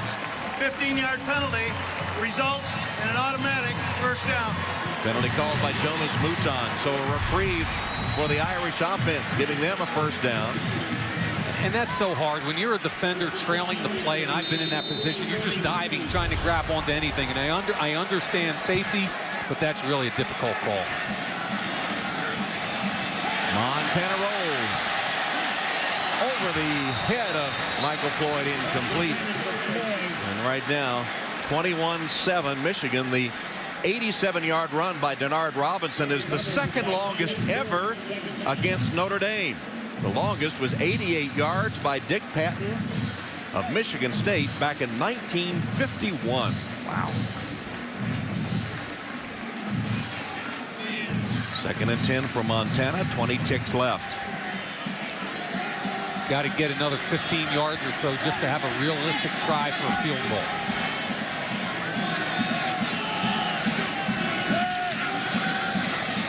Montana in trouble. Got away somehow. Ducks out of bounds around the 40. Michigan avoiding a hit out of bounds as Thomas Gordon pulled back with Montana approaching the sideline. Now just 10 seconds left. Some pretty good strength in the pocket by Montana. Feels some pressure, gets away, steps up and around, gets away from Craig Rowe. I like the fact that he didn't feel like he had anything. Tuck it, get out of bounds with 10 seconds left. Got to pick up 10 to 15 yards to give yourself a shot here on 4th down. Montana goes left. He's going for the end zone. Has a man wide open. And the catch is made by Riddick. Riddick got behind Cameron Gordon. And the clock shows 3 seconds. Sets up an intriguing decision for Brian Kelly with 3 seconds left on the half. I think you call the timeout and you think about this one right here. 37-yard catch. The corner Rogers got a little bit lazy, not expecting Montana to keep that play alive. He gets behind Rogers. The safety can't get over. He's got the football. I think he dragged that back foot before the right foot hit out of bounds. Looked like he had the requisite right 1 foot down. Huh? Yeah, I think it was down before the right foot hit. As long as he secured the football prior to that right foot, which I think he did. Wow. So now with 3 seconds left, Dane Christ in the middle of things, but unable to play since the first series of the game, directing a 71-yard touchdown drive. Greg Robinson unsure of what kind of defense. Will they go for it? Will they kick a field goal? And it's a pet peeve of mine. 10 seconds left in the half, and as a defensive backfield, how you can let a guy behind you for a play like that, I don't understand. Corner here, safety here. It looks like they're in a 2-deep mode. Ball snap, safety's deep, corners playing underneath. This safety gets tied up with the inside receiver. He's got to read the quarterback and expand accordingly. It's more on the safety than it is the corner, and the safety is Gordon. but the corner's got to sink back under that. Notre Dame, no timeouts left. 3 seconds on the clock. David Ruffer has not missed a field goal in his career. 5 for 5 last year. 3 for 3 against Purdue.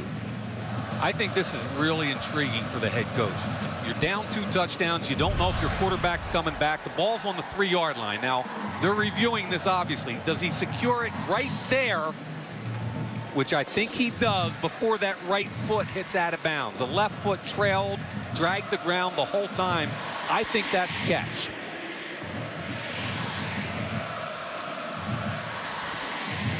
Here it comes. Boom. Catch. Is that left foot dragging? I believe it is, before the right foot touches. Further review. The ruling on the field is confirmed. First down. Yep.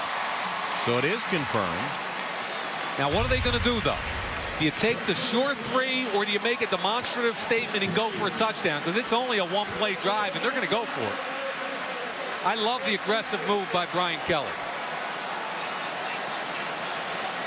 Nate Montana is backup quarterback, son of the great Joe Montana. 3 seconds left till halftime. He's in the shotgun. Watch him roll. I think he's going to roll to the right side and look for his big tight end. Kyle Rudolph, such a dangerous man in the end zone. Here's the roll.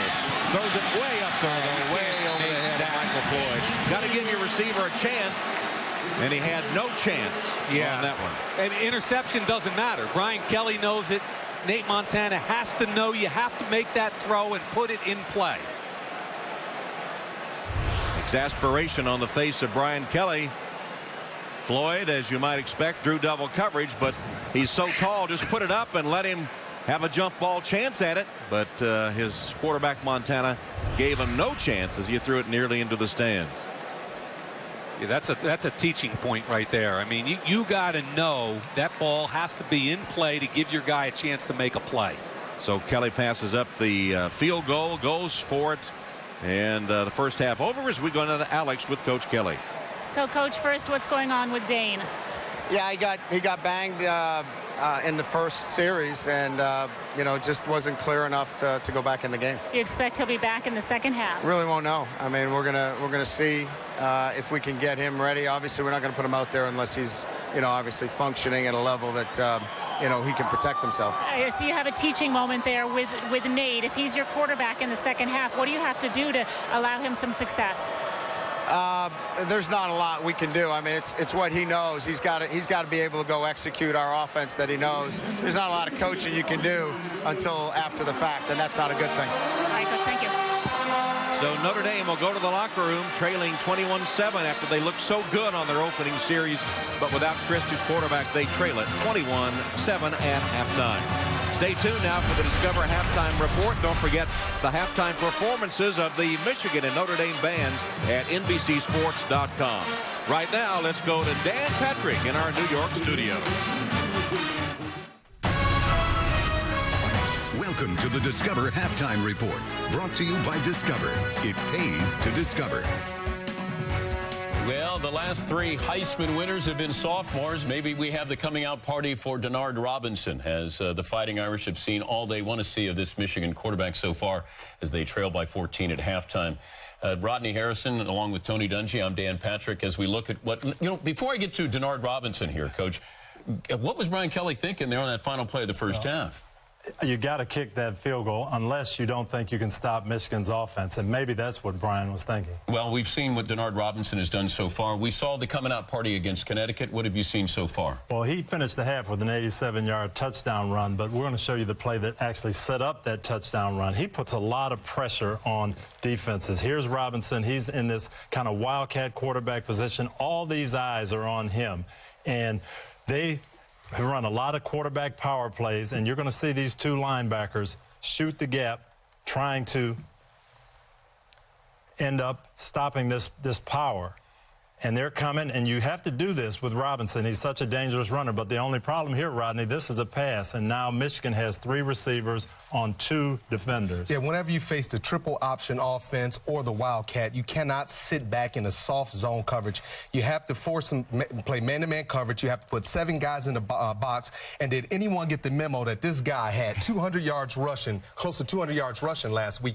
You got to make him into a passer first. Well, they started the game that way, trying to force him to throw, and he threw here, and that set up a different defense that allowed that long run. But Dan, let me just say this. But the one time they brought pressure, he almost threw an interception. You have to pressure this guy. I mean, he's an incredible runner. Well, plus zone defense isn't going to cut it in the second half against him, is it? No, it's not, because these guys are sitting back in zone coverage. There a lot of indecision back there from the secondary. You have to play man-to-man coverage. If I look at this guy and say, I got coach, I got to play coach. When we come back, we'll break down the Sunday night football game, Dallas and Washington. Tony and Rodney compare notes on how Donovan McNabb will impact the Redskins offense, and Jimmy Roberts will have all the college football scores and highlights. Michigan by 14 at halftime. Robinson has missed 6 in a row on pass attempts. He'll run it here with a lot of green space. And off to the races, Denard Robinson to the 20, racing into the end zone for the Michigan touchdown.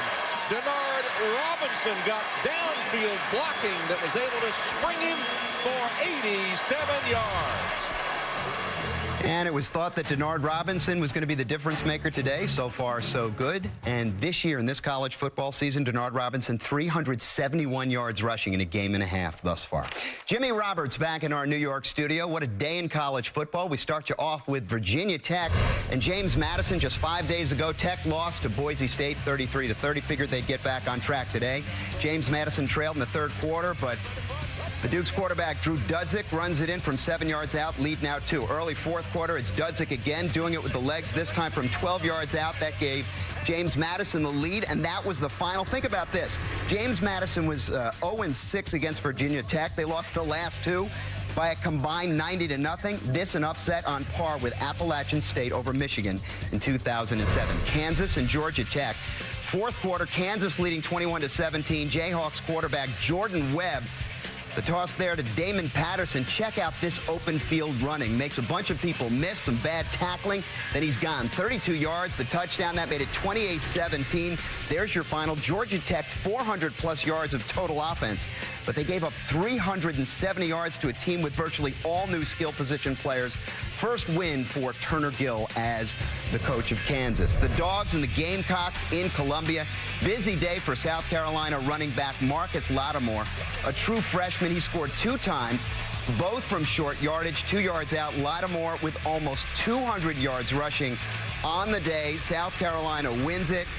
And the Gamecocks get their first win at home against Georgia in 10 years. Steve Spurrier now tied for second all-time in the SEC with wins with the immortal John Vaught, 53 behind the Bear.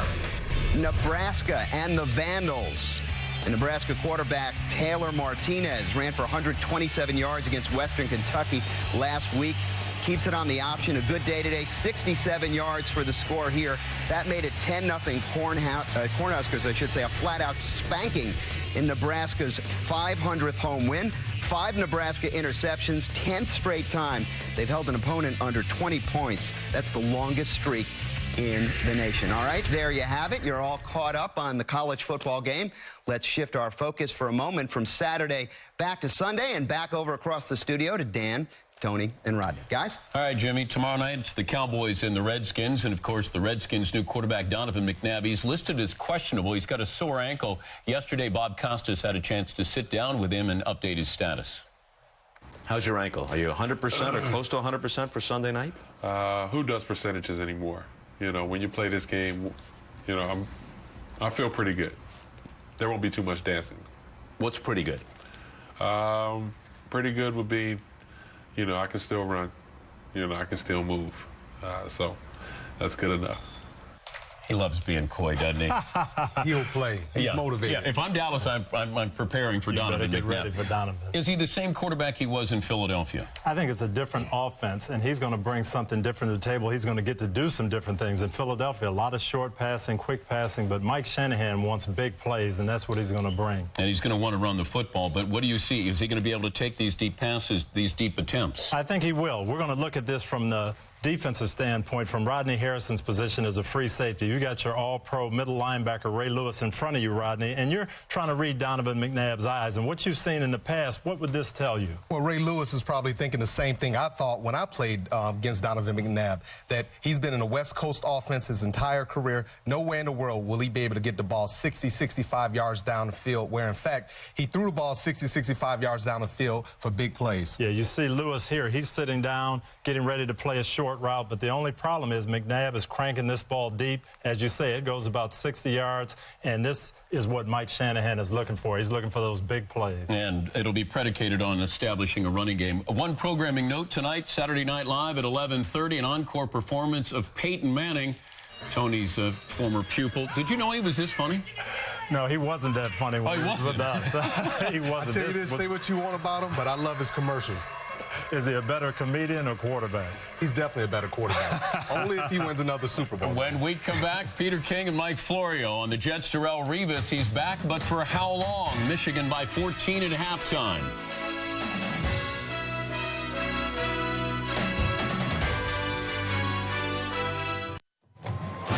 And we welcome you back. Halftime in South Bend. Michigan leading Notre Dame 21-7. Time now for NFL in the Loop, presented by Verizon. And when the Saints opened with a win over the Vikings on Thursday night, it was the most watched kickoff game ever.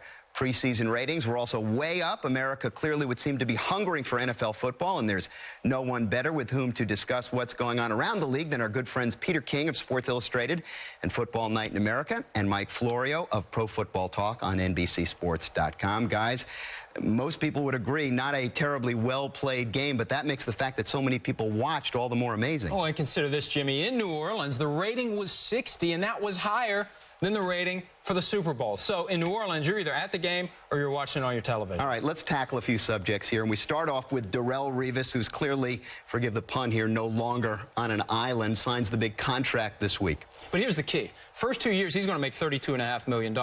Second 2 years, $13.5 million. When he gets to 2012, Darrelle Revis is either going to want that retirement deal from the Jets or he's going to hold out again. Oh, stop it. Are you telling me that this guy has a contract which he doesn't honor, and then 2 years down the road from now he's going to have another contract which he doesn't honor? Now, Jimmy, I talked to Darrelle Revis this afternoon, and I asked him that exact question. I basically said, listen, is there a chance that 2 years down the road we're in the same position that we are now? And he said, that's a great question. If I continue to play ball like I usually do, we'll probably be back at that same position we were this year. Anybody on this panel holding out? I hope not. All right, let's move on. We got Maurice Jones-Drew. We didn't see much of him in the preseason with Jacksonville. Any of them, actually. You know, what happened with Maurice Jones-Drew is that the Jaguars basically said, hey, listen, we're going to be using Maurice Jones-Drew a lot during the regular season, and so we're going to give him some blows during the preseason and not use him very much and not even practice him very much. And that led to a lot of speculation. There's something wrong with his knee. And he told me flat out, hey, listen, the only surgery I had this offseason is on my wisdom teeth. My knee is fine. And Jimmy, I'll tell you this. He had his fantasy football draft. He's one of the few guys in the league who plays fantasy football. He had the first pick. Who did he take? He took himself. Shocking. Because he said, hey, I'm healthy. I'm going to have a big year. Well, one guy who probably couldn't take himself would be Vincent Jackson of San Diego, because he's not going to be playing the first 6 games. Well, that's right. And there's a hearing this week on whether or not that 6 games goes down to 3 games if he's traded. If he wins that hearing, keep an eye on the Minnesota Vikings, who could have really used Vincent Jackson on Thursday night. Imagine if Vincent Jackson goes to the Minnesota Vikings. The last 6, 7, 8 weeks of this season, Vincent Jackson, Percy Harvin in the slot, Sidney Rice outside. It'll be a lethal combination for Brett Favre. I was going to say, oh, by the way, and Brett Favre delivering the ball. Guys, always good to see you. See you next week. The Cowboys and the Redskins tomorrow night on NBC. And for live streaming video of NFL Sunday and Thursday night games, we remind you, text NFL to 8915 to download NFL Mobile only from Verizon. Halftime in South Bend, Michigan and Notre Dame. We'll get you right back to the game after this. You've been watching the Discover Halftime Report, brought to you by Discover. It pays to discover.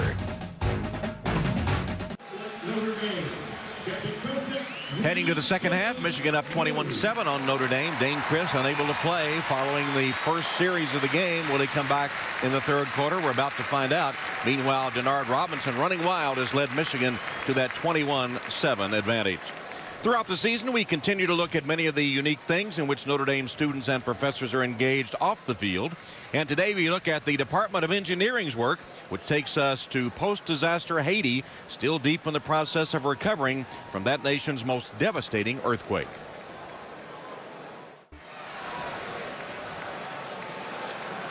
And now at Notre Dame Stadium, we're ready to start the second half. 21-7 Wolverines. David Ruffer will kick it off for Notre Dame. He gets the ball first in the third quarter. Odoms and Stoneham are deep.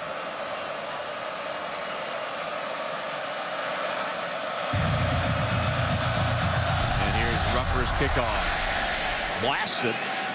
A yard deep to Stoneham. Stoneham away from one man, upended at the 30-yard line, right down to Alex.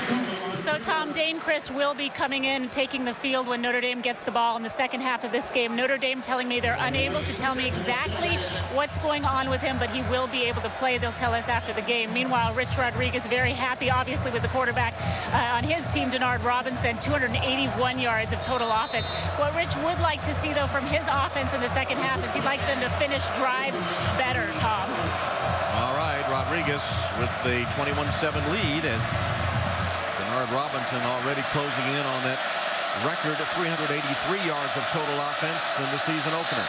Flag down, play stopped.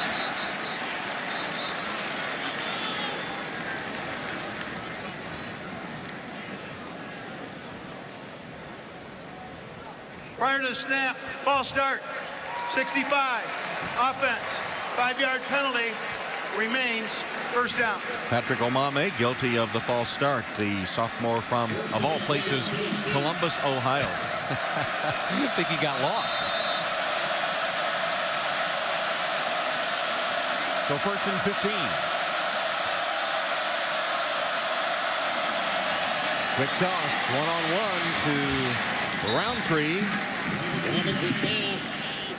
And Taiteo finally tracks him down, but a big gain on first and 15. So they got some of the yardage back and more. We talk about how critical are chunk or explosion plays defined by 20-plus yards. At Notre Dame, they won 5 of them a game. They've got 1, and they gave up 5 themselves in the first half, all because of that quarterback, Denard Robinson. Second and 6, and the Irish shifting their defense, showing blitz. Robinson picking his way, can't get away. Swamped, Ethan Johnson wrapped him up early. Notre Dame getting more aggressive in the run game, rotated late into a single high safety to get that 8th defender up in the box. Ethan Johnson does a good job. Here goes the shift late. Ethan Johnson, number 90, right there, makes the tackle. Now with a third down, Irish defense looking for a big play, especially with the knowledge that Christ is going to be able to come back. Man-to-man out wide to throw the football if you want. Here comes the blitz. There's the throw. Roundtree got away once, but not twice. And Taiteo and company defending on third down, forcing a punt on the first series of the third quarter. Taiteo's done a great job, but I want to know why Robinson throws off his back foot like this. Set yourself so you don't throw a better football instead of on the shoelaces. Give your receiver an opportunity to make a play. Roundtree catches it off his shoelaces from the man named Shoelace, and Taiteo makes the play. Hall-grip and punt formation. Armando Allen set to receive it. Again, off the side of the foot. Shanker. Shank dog. He had a couple of those in the first half. He's the freshman from Milwaukee Whitefish Bay High School. Prep All-American there, who averaged nearly 43 a punt in high school. And here's Dane Christ after the 21-yard punt. Good field position for the Irish.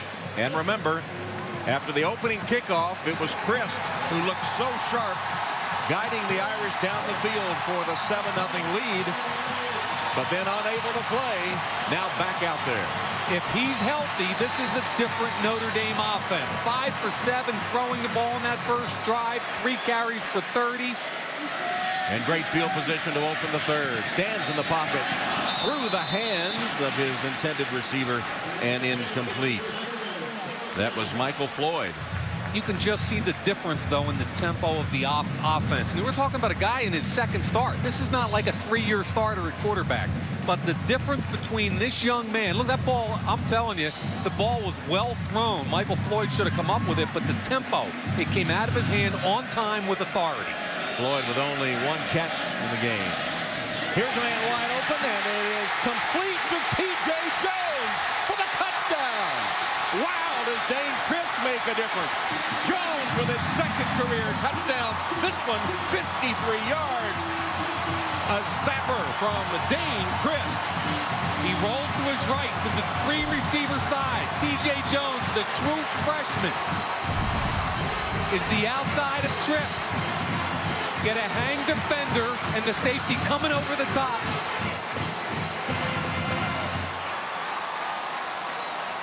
Wow, look at that. Did he let go of the ball before he got into the goal line, though, is the question. Are you kidding me? They got the snap out. And the kick is good by Rufford. T.J. Jones with his second career touchdown on his 5th career reception. Ooh, close.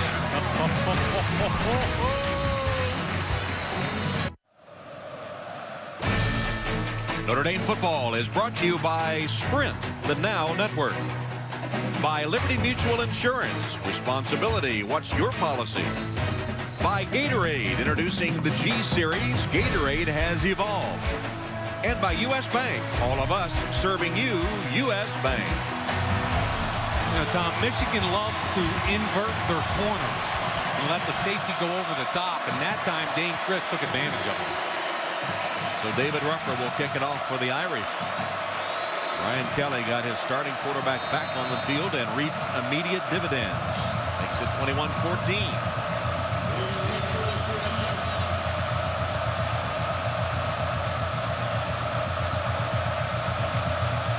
Rufford a kick to Odoms or Stoneham. Another strong kickoff. Stoneham, 3 yards deep, will bring it out. Surrounded, taken down short of the 20, about the 17-yard line. And all the Irish special teams and defense now with a little spring in their step. You know, Tom, I talk about how Michigan likes to invert their corners to jump a route, and the safety's got to go over top. 2 mistakes here. The roll to the right, corner jumps it quickly, and now the safety takes a poor angle, allows the big play, but the question is right here, tough angle to see. It certainly looks from that angle like the ball's out before he crosses the goal line, but it was ruled a touchdown on the field, and is that definitive enough to change your mind? Couldn't tell unless the camera was right on the goal line, so it was probably going to be inconclusive. Similar to a play last night in the Marshall, West Virginia game when the touchdown was allowed, although he might have let it go early across the goal line. Meanwhile, Cameron Lewis Moore ready for the run by Vincent Smith. The momentum is all Notre Dame right now. Carlo Calabrese from Verona High School in North Jersey. You talk about a run fit. Watch him right here read correctly and step into the hole. Here it comes, zone read, run fit. Great job underneath it by Cameron Lewis Moore, and the run fit cleanup by Calabrese. So the presence of Christ and the quick touchdown really has the Irish fired up on both sides of the ball. Looks like Robinson was changing the play there. Man-to-man, they're playing quarters. Robinson's pass, short hops, Odoms. 3rd down. Boy, all the momentum right now shifted towards the Irish. I want to take a look at Robinson's feet. The last series, I thought he threw off his back foot. This series, step into it. Okay, he was getting hit a little bit by Cameron Lewis Moore. The pressure didn't allow him to step in. He short-armed it. From the 17, it's 3rd and 10.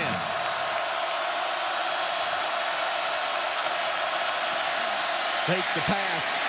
Robinson runs, tackled from behind, short of the 20-yard line. Another good series by the Irish defense, and Cameron Lewis Moore right in the middle of things on every down of that series. And Tom, you called that exactly right. Cameron Lewis Moore, all 3 plays, gets off Yugi, understands the ball's coming back inside. Coaches call it retracing your own steps. You come up the field, retrace your steps to the ball carrier. Hallgriff has had a couple of shanks. Armando Allen deep for the Irish.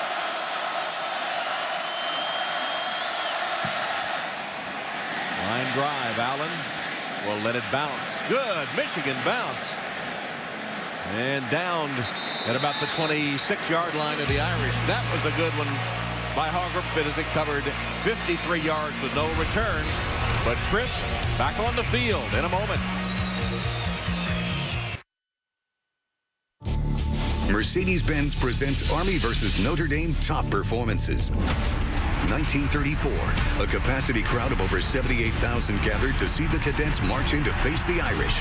After Army had tied the score at 6, Notre Dame quarterback Andy Pilney found Dan Hanley for the game-winning touchdown late in the 4th quarter to give the Irish a 12-6 victory over the Black Knights.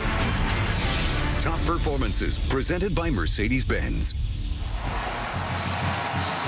21-14, Michigan leading, but it's been a tale of quarterbacks. Dane Christ, 2 series for the Irish, 2 touchdowns, but unable to play most of the first half. And Denard Robinson has been the man that's key for Michigan as Armando Allen shakes a tackle, not caught from behind. Allen rushing down the sideline and out of bounds on a huge run on first down. Armando Allen, the longest run of his career. They're going to bring this all the way back to about the 44-45-yard line. The side judge clearly standing right there. Now what happens is 32 Kovacs comes up and they end up getting a great crackback block down the field. Wonderful cut right there. Now let's see if he steps out because they're going to call this one back right there, about the 44.5-yard line. So it's a gain of 29 yards, still his career high. It had been 26 before that one with 29 yards. Christ, first down, in trouble. Chase from the pocket. Lets it go and it's caught. Michael Floyd backtracking to get some leverage. Got away from a would-be tackler. Has the first down. He's inside the 30-yard line. Michael Floyd making something happen on a 17-yard reception. Michael Floyd does a great job coming back to the football. There he is. Watch the veteran receiver realize that his quarterback's in trouble and show him his number. Here's number 3, hit me with it. And now you're an athlete in space. Chris, draw play handoff to Jonas Gray. And Gray gets his first carry of the season. And looks like he is beyond the red or the yellow first down stripe. On his first carry, the junior from Michigan. He's from Pontiac, Michigan. Detroit Country Day High School. And I think he starts on most college teams. I was here this summer. He's 235 pounds with excellent feet for a big guy. On a Big Ten team, he'd be like a John Clay, but he's fighting for snaps here. 17-yard line. Allen goes in motion. Empty backfield now for Christ. Quick toss, and it's good. Caught by Floyd. And after a quiet first half, Floyd coming to the fore to open the second half. That one goes for 11. Hey, Tom, how different is this tempo with the quarterback Christ in the game? Just a quick seam. The ball's thrown on time. No, absolutely no hesitation. Trips to the field, hit your inside guy. Clearly in charge is Dane Christ. Like Riddick was open as well. Handoff made to Armando Allen. I mean, this game is clearly the story of 4 quarterbacks. 2 of them have gotten it done. Denard Robinson for Michigan, Dane Christ for Notre Dame, and then Tommy Rees and Nate Montana both struggled, forcing Brian Kelly to change his game plan until he got the veteran quarterback back in the second half. Backups came in a tough spot, but Christ back and looking sharp. Plenty of time. Throws it over the head of Kyle Rudolph. Now, I've been a little critical of him in the red zone. Last week, I thought he threw 2 balls up in the tuba section without giving his quarterback and his wide receiver a chance to catch the ball. I like the patience in the pocket there, and I like the throw. The only guy that had a chance to make a play here was his tight end, Rudolph. And Tom clearly tells that graphic the story of the football game. 3 possessions, a couple touchdowns. The backup quarterback, 8 possessions, 2 turnovers. 3rd and goal from the 7. Dane Christ has the pass incomplete through the hands of Rudolph. And the students wanting a flag, but no flag thrown. It's 4th down. And that's Kovac, 6 feet, 195, tough kid in man coverage on the big 6'6" tight end. That is not interference. He led with the correct arm, the inside arm. He made a play, an aggressive play on the ball. Good job by Jordan Kovac. So now David Ruffer, a 24-yard field goal attempt. Ruffer is 8 for 8 in his career. The former walk-on who was a transfer from William & Mary and an inter-hall kicker, intramurals. When he was asked to come out for the football team, he hits the field goal. And Dane Christ again gets points, this time a field goal to narrow it to 21-17. Wolverines deployed to receive the kickoff after Notre Dame got the field goal. It's 21-17 Michigan. Ruffer has it teed up and ready to boot it. And as usual, Stoneham and Odoms. Stoneham the deepest man.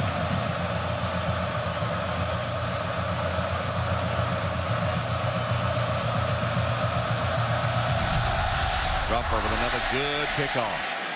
Stoneham at the 1. Stoneham again denied a big kickoff return. He had the 94-yard touchdown a year ago against Notre Dame, that time short of the 30. Now Coke Zero explores the playbook of possibilities. Nothing quite like a veteran wide receiver who understands what to do when the play breaks down.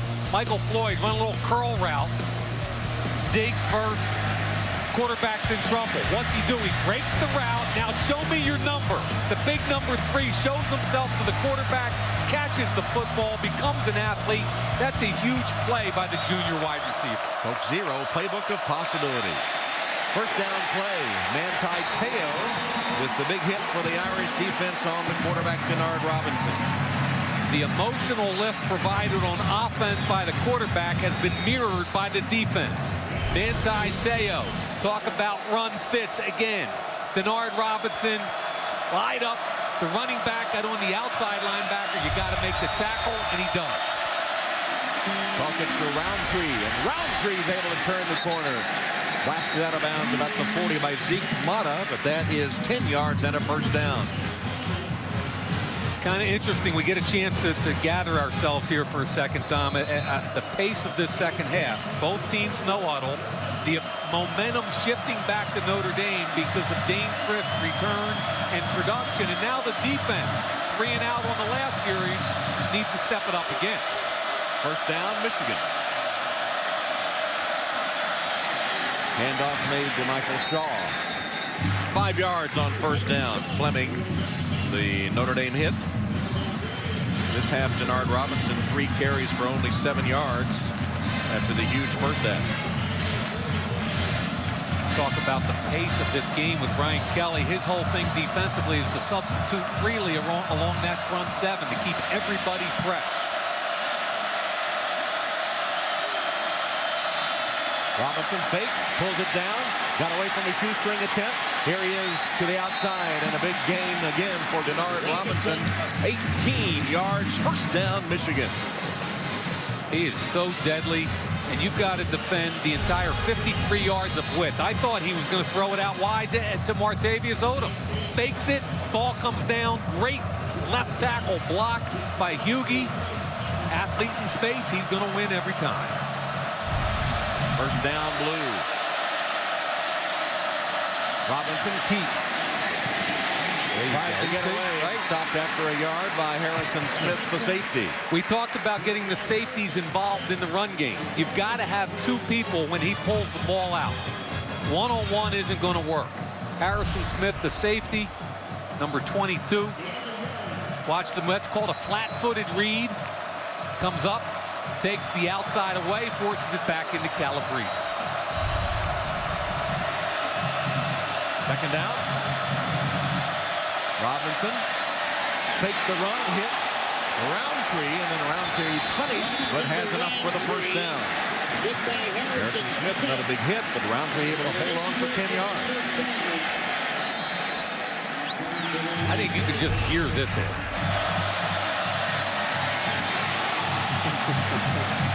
But credit to Roundtree, bounces right back up after holding on to the football. Michigan drive continues.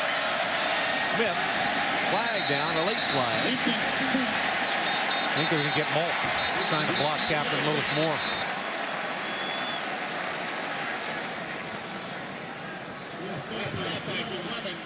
Holding, 50, offense, 10-yard penalty, repeat, first down. It is on David Molt, the center. And this is a kid I really like. Here he is. Watch him try to get on Captain Lewis Moore, who's the 5 technique. He's got to try and flip his hips around, but you're holding and tackling. That's a technique a defensive tackle might like on a running back, but certainly not a center on a defensive end. Now back to the 35-yard line on first down and 20. Robinson, the Roundtree. Takes it to the 30-yard line. Darren Walls played it pretty well. Darren Walls defeated the wide receiver's block. Call it block destruction if you're Bobby Diaco, the defensive coordinator, and then fly to the football.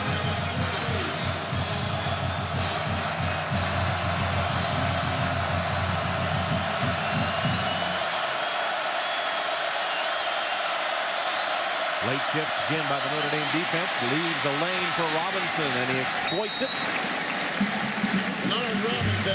And Taiteo tackling Robinson, but not until he had 8 to set up a third down. There is just so much pressure put on the defense. The width of the field with this offense. Watch him pump to his left. Everybody extends out that way. Then he just, it's all it really is, a quarterback draw. Third down. Robinson sets his feet, throws for the end zone. And not even close to Roundtree. It'll be 4th down and 7. And remember, Jamar Slaughter's been hurt this week, and Mata, the safety, had to step in and play. Man-to-man, you can always cover man-to-man when you get great pressure up front. Brian Smith, got to be careful with hands to the face mask in any way, shape, or form. Brandon Gibbons will attempt a field goal of 39 yards. The redshirt freshman made 1 of 2 last week. 24 yards his longest. This one is on its way and not even close. No good off the toe of Brandon Gibbons. And so Rodriguez sees his offense come up empty. Notre Dame will take over, trailing the Wolverines 21-17.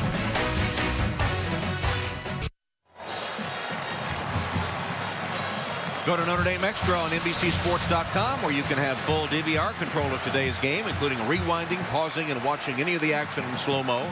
Plus, after the game, you can watch an online-only post-game show. That's at NBCSports.com. Late in the third quarter, Irish will take over at their own 22-yard line.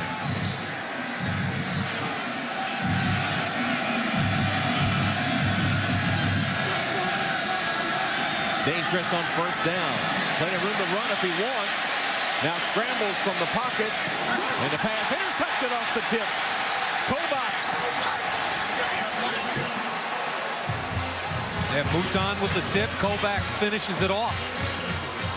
And in my mind, as that play's going on, I'm thinking what a great job Dane Christ did to keep it alive. However, the decision at the end has got to be frustrating to everybody at Notre Dame.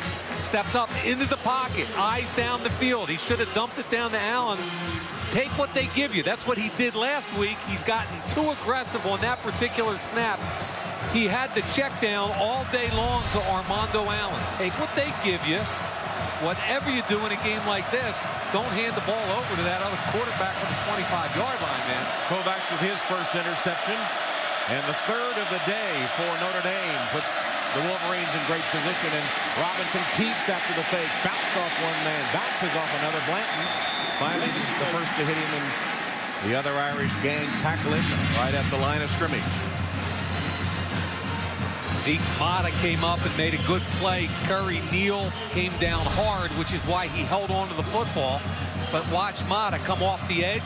He's got dual responsibility, pass and run. Good read. Finishes the play. 17 carries, 209 yards for Robinson. That's ridiculous. Handoff this time. Flag is down as Shaw is tackled inside the 20. Ethan Johnson wrapped him up. I think this is going to be Omame, the right guard. Kelly doesn't look happy. Holding, 65. Offense, 10-yard penalty. Yeah, clearly. Flag. Repeat, second down. Patrick Omame, the right guard. Get the horse collar around the defensive tackle. Right there with the right arm. Holds Ian Williams. Clear call. Can't win football games against good teams when you continue to penalize yourself. Makes it 2nd and 18. No snap. Robinson has it. There's the seam. Almost intercepted through the hands of Teo. Now, we've been praising Robinson all day long. That's a poor throw when he had an opportunity to make a play. Seam route was wide open. Wide open. Teo telling us he's worked on his pass coverage. He should have had this pick. This is wide open, though. He's underneath it. All he's got to do is elevate the football, and it's a big play. Good job by Teo, but, you know, I got to... Every once in a while, you see the sophomore emerge out of Denard Robinson. 3rd and long. Let's see what Robinson does. He's looking downfield, and he lofts it up for his man, and it's over his head, incomplete. Intended for Michael Shaw.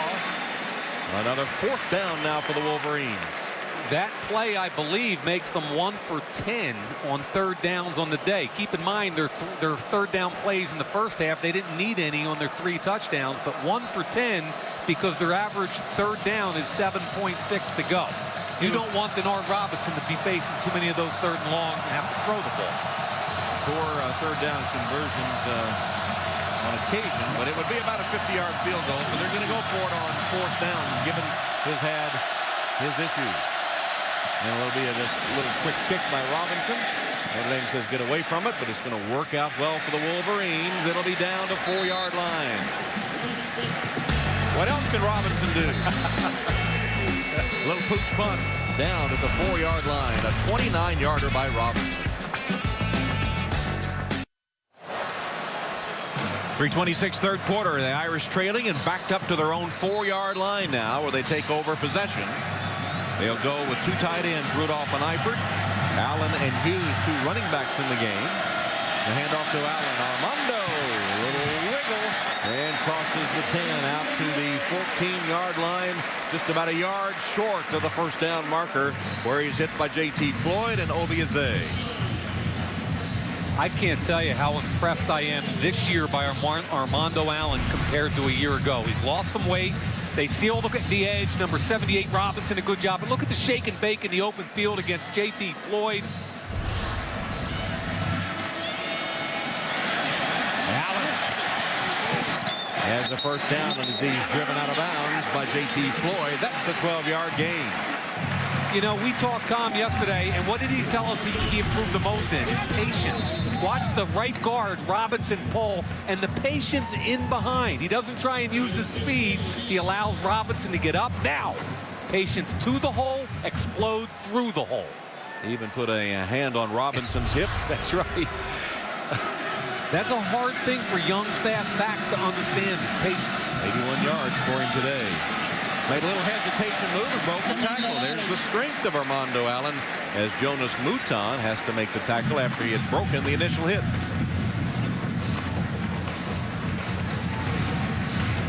And Allen goes out after taking the tough hit. Jonas Gray is in. There's the first down line the Irish are seeking. Brought to you by Xerox.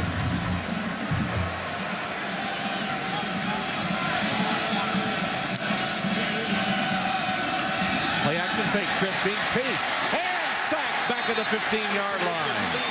Thomas Gordon, the linebacker, or a safety really, coming on a blitz for a 12-yard loss. Comes off the edge untouched. Craig Rowe is standing up. Gordon's outside of him. Here's Gordon right out here, untouched. Chris tries to make a miss on the play action, but a heck of an athletic job by Thomas Gordon. You've got to understand that when you're blitzing, you cannot allow anybody outside you. Don't let them pump you. Don't let them beat you. Good job by Gordon. Dangerous spot for the Irish deep in their own territory on 3rd and 18. Christ has to unload it short. Jonas Gray, gang tackled at the 30-yard line. 4th down, 13-yard gain on the pass play, but well short of the first. Football is such a violent game. Chris Stewart, the left guard, off the spin move. Watch Rowe spin and watch Chris Stewart right here what happens. Bang! See you later. Give my quarterback some time. Turk punts it away toward Gallen. Calls a fair catch. Hit by his own man, and then it'll bound to the 40-yard line, just across the 40, which constitutes a 29-yard punt inside the final minute of the 3rd quarter at Notre Dame Stadium. BMW Championship continuing live tomorrow here on NBC. Don't miss final round action from the beautiful Cog Hill Golf and Country Club live tomorrow, starting at 2 Eastern here on NBC.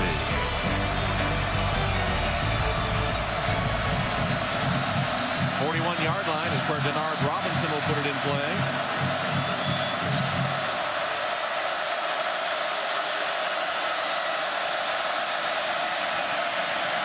Handoff. Smith didn't get much, maybe a yard or two. Guy that made the tackle, Capron Lewis Moore, is getting up very slowly. Capron Lewis Moore's had a nice game for the Irish defense. Sure has, Tom. Very stout at the point. Just 10 seconds left in the quarter.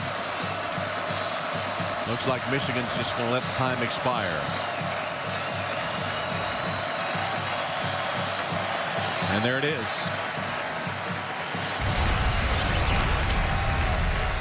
So that's the end of the 3rd with Michigan leading Notre Dame 21-17. Back to Notre Dame Stadium after these messages from your local NBC station. You're watching Notre Dame football on NBC. With Christ returning, Notre Dame outscored Michigan 10-0 in the 3rd. So it's 21-17 as we start the 4th quarter. Michigan with 5 big chunk yardage plays in the first half. None so far, or none in that 3rd quarter. None so far the 2nd half. Notre Dame had showed blitz with man coverage behind. Let's see if they keep it on. Robinson, designed run. Got a block on the corner. Stopped, though, by Teo, short of first down yardage. It'll be 3rd down and a couple of yards. Rich Rodriguez and Denard Robinson checked out of their play when they saw blitz front side, which is why coaches like to control things from the sideline.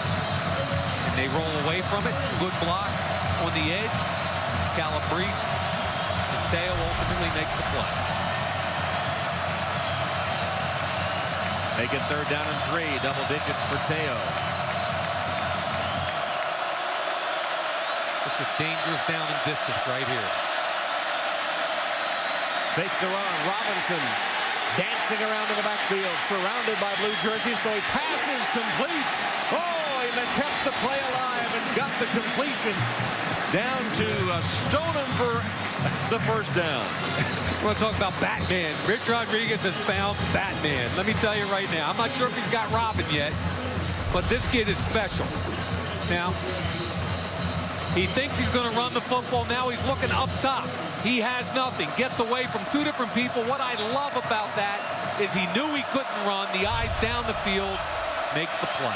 First down, Michigan at the 40 of the Irish. Robinson to the 35-yard line. Nwankwo seeing some action for the Notre Dame defense. Credit for the tackle. 5 yards on first down for Denard. Got to give Notre Dame's defense some credit after giving up big plays in the first half, getting back under control. So far, nothing big in the pass game, which is what killed them in the first half. Robinson, low snap. Quick toss for the first down to Odoms. Notre Dame playing soft, and Odoms heads up to get enough for the first down and makes the catch. Job by Odom one more time. There's Bobby Diaco.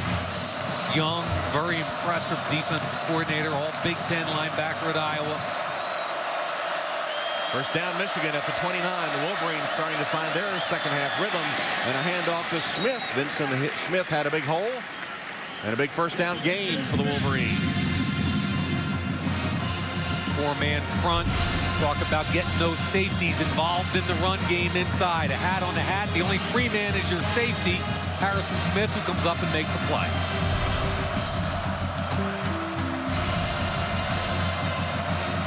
Some other scores around the college football world on this big weekend of important games. This H-back right here in the run game will typically take you to the football. Blitz comes. Hit in the backfield, managed to get forward for a couple of yards was Vincent Smith. Carlo Calabrese. Iowa starting to sell out on the edges and bring more and more pressure against the run game. Fourth down, or we got third down, excuse me. Third down and 5, or 4, between the two actually.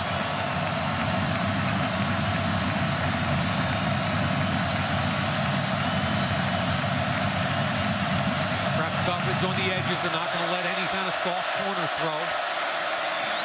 Robinson rolls, plants his feet, tosses for the end zone off the mark. And incomplete into the Notre Dame band was Roundtree. Hey, that was a pretty good throw against good coverage by Zeke Mata. They're rolling it so he has a half-field read. It's man coverage with Mata. Now, Mata's in good position. Watch where the football ends up. That's all. He almost makes a play here. Check it out.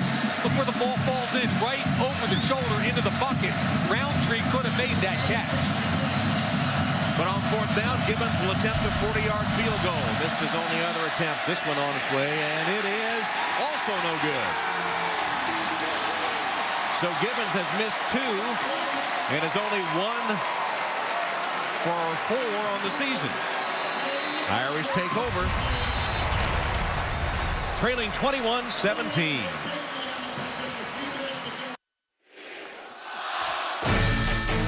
Notre Dame football is brought to you by Discover. It pays to switch. It pays to discover. By Geico. 15 minutes could save you 15% on car insurance. By Adidas. And by Bud Light. It's the sure sign of a good time. Here we go. And here we go with the Irish offense back out on the field with 11.5 to play and down by 4. First down at their own 24-yard line.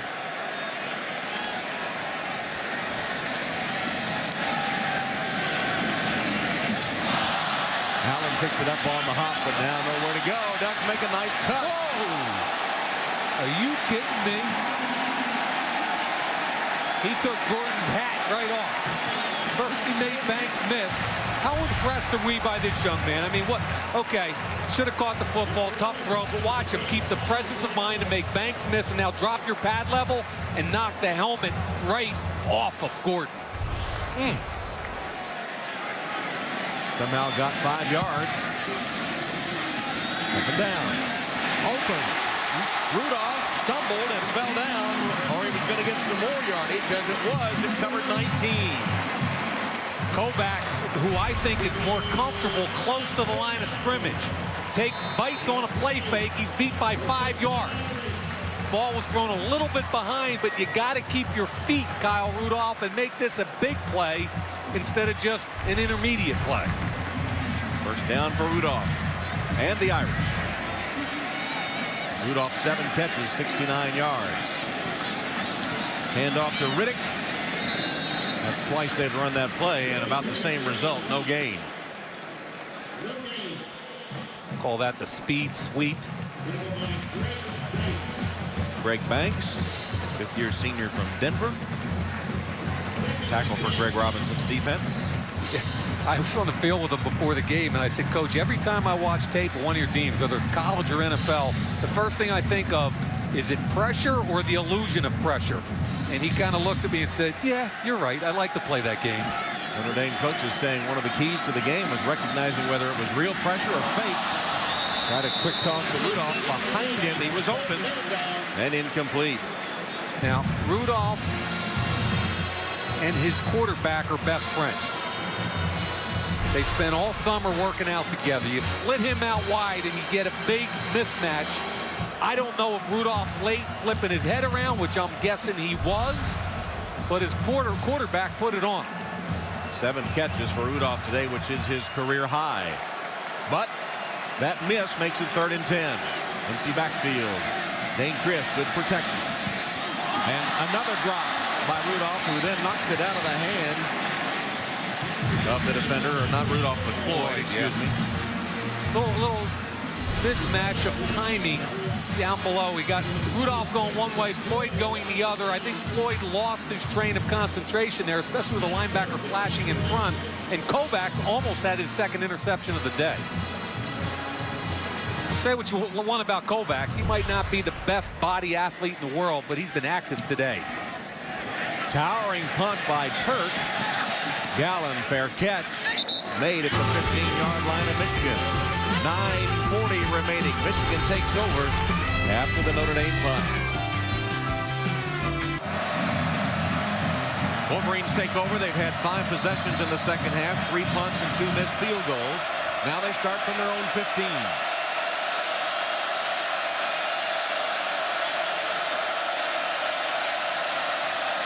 Robinson faked, fired, got his man, takes a tough hit and holds on. Odoms. Darren Wallace hit him hard, but Odoms able to hang on to the pigskin with a 7-yard gain in the books. Yeah, Odoms is an explosive kid out wide here. I like Walls, change of direction. Quick feet, drives on the football, makes the hit. Big cushion taken advantage of by Odoms and Robinson.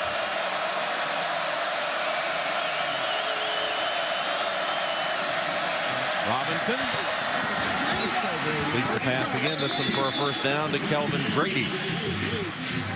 Interesting, Tom, how Michigan's response right now is starting to throw the football a little bit more. It's off the zone read fake, which is the basis of their offense, but they have an awful lot of confidence in their sophomore quarterback throwing the football. Robinson already has broken his record from a week ago.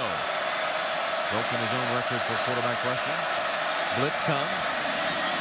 Right where the blitz came from is Roundtree, who makes the catch. Tripped up by Blanton. Very close to being a big play for Michigan right there. Wolverines moving the ball, though, on a drive that began at their own 15. Rich Rodriguez, the embattled coach of the Wolverines. So much criticism. NCAA practice issues pending. This would be huge. Here's Robinson again, off to the races, just caught by the back of his shoelace-less shoe by Darius Fleming. Fleming just gets a piece of him. This is a run formation. You've got a tight end, H-back, and the running back. This is quarterback keep all the way. Look at Fleming from the backside, just gets a piece of shoelace and brings him down. 11-yard gain, first down Michigan, rolling now at the 45. Quick toss. This is Robinson, Terrence Robinson. And he has another Michigan first down. Manti Te'o went all the way to the sideline to get him, and there is a flag down. Yeah, I thought, and I might not be right here, but I thought Odoms, the wide receiver out wide, was blocking in the back here. Personal foul. Illegal crackback. Number 19. Offense. 15-yard penalty. Repeat. First down. That was Grady, guilty of the crackback block. Kelvin Grady will flash into the screen. There's the block, and what I thought was a block in the back, but it was the inside receiver. Here he is, flashing from the left to right, and there's the cutback.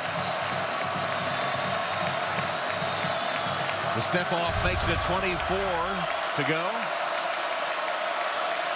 On first down and 24. Robinson, quarterback draw. Teo ran over his own man as Robinson crosses the 40, where he's upended by Gary Gray. This offense stresses a defense laterally more than any other offense I've ever seen. Everybody's expanding this way, thinking screen. That's quarterback draw. More creative ways to get an athlete in space than I've ever seen. Rich Rodriguez, Calvin McGee, they've done a great job, and they should, because they're coming out of Pat White in West Virginia. Fumbled by Robinson, picks it right back up and gets rid of it on a screen. This is Michael Shaw. And another big play for the Michigan offense gives them a chance to convert the third down as Calabrese tackled him after a gain of 11. So, Tom, what do? The last play, they fake screen, quarterback draw. This play, they throw the screen. And every time they stretch you laterally, even though he drops the football, it's a double screen effect, and they get the football out to Shaw and sets up a short third down. Third down and 2. I formation this time. Well, I've watched play action here. Shaw's the tailback. Fake it to him. Robinson rolls. Pass deflected. Incomplete. That was Darius Fleming. That was a huge play by Fleming because receivers were wide open down the field. Both in the flat and a little bit deep in the curl area. That was 3rd and 2. Play action comes off. Nice job by Darius Fleming, the outside linebacker, elevating and knocking down the football. Alert fake here if you're Notre Dame. You got to play punt safe. Hargrip to punt to Allen. Michigan now 2 of 13 on third down conversions. Hargrip does kick it. Fair catch made by Armando Allen about the 12-yard line of the Irish. They're backed up deep for Dane Christ after a 35-yard punt.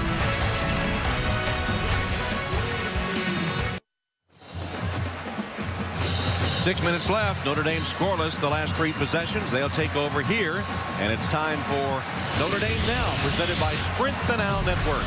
Dane Christ engineered an opening drive touchdown for the Irish, then injured and could not return. Meanwhile, Denard Robinson, his Michigan counterpart, a record 426 total yards and a couple of touchdowns. Christ returning to start the third quarter, hit a 53-yard touchdown, but only a field goal since then. And with 6:05 left, the Irish will take over. And all that talk about better conditioning for the fourth quarter, now we'll see if it pays off for Notre Dame. Had Floyd open, did Christ, but threw it over his head as the pressure was bearing down on him. Chance to make a play. Now, that was a tough throw. Gordon was underneath. The safety was coming over top, but he had a little bit of an angle to make it, just overthrew. And Tom, the thing I said to you during the break, if you're a Notre Dame fan, this would worry me. You go 3 and out here, or 1 first down and out and punt the football, you might not get it back. There has to be a sense of urgency right now. Even 6 minutes on the clock. Christ. Not even close to Riddick. Way behind him. There's a lot of pressure from Van Bergen on that one.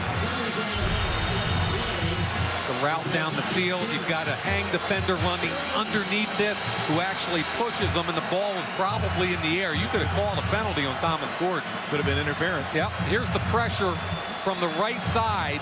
Van Bergen pushing Taylor Dever back into the face of the quarterback. You got to have a clean pocket to step into a seam throw. So 3rd and 10 from the 14 of the Irish. Backed up deep. They need to convert one here with under 6 minutes. Everybody's changing now. Now Michigan's in a softer shell.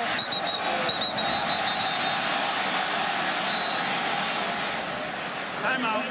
Notre Dame. Notre Dame calling a timeout, preventing a delay of game penalty. And Christ gets a lecture. 3rd down coming up.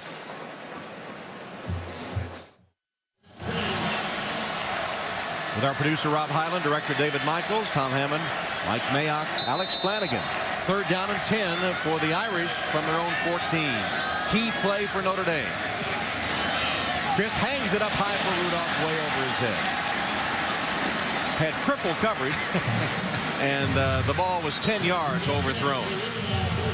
Well, Christ, after looking so sharp to start the 3rd quarter, has hit a little trough now. He's 0 for his last 5.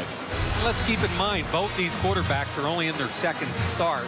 This is an 8-man drop. Only 3 went, and I think he predetermined that throw. Clearly not open. He could have come back under and thrown that to T.J. Jones. There's Turk. Didn't get a very good one. Hit him. Hit an Irish player. Touched the football. There you go.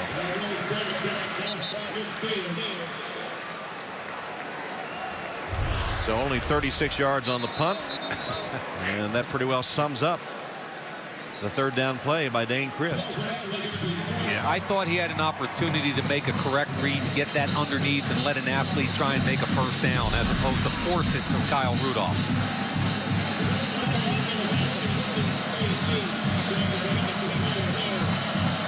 Now look at the field position for Michigan with 5:41 left in the game, and they can close it out here with a prolonged drive. They start in Irish territory, 48-yard line. Look at that.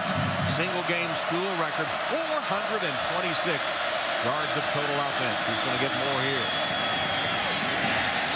but only a couple. Knocked on his backside by that kid. You know, he's not very big. He's just probably under 6 feet, truth be known. And his backside? Is that what you said? Is that the technical term for it? 180 pounds or so. But he's able to take a beating and stay in there. 29 carries a week ago. 21 and counting today.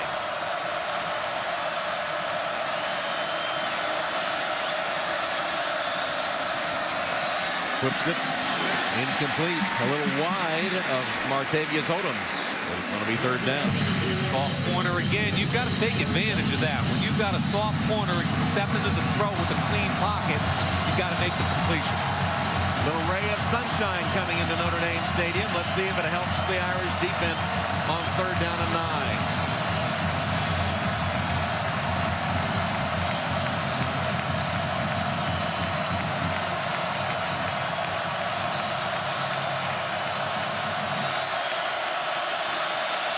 That man-to-man coverage, dangerous situation. Robinson played well as Smith made the catch, but Calabrese immediately collapses him. It's going to be 4th down.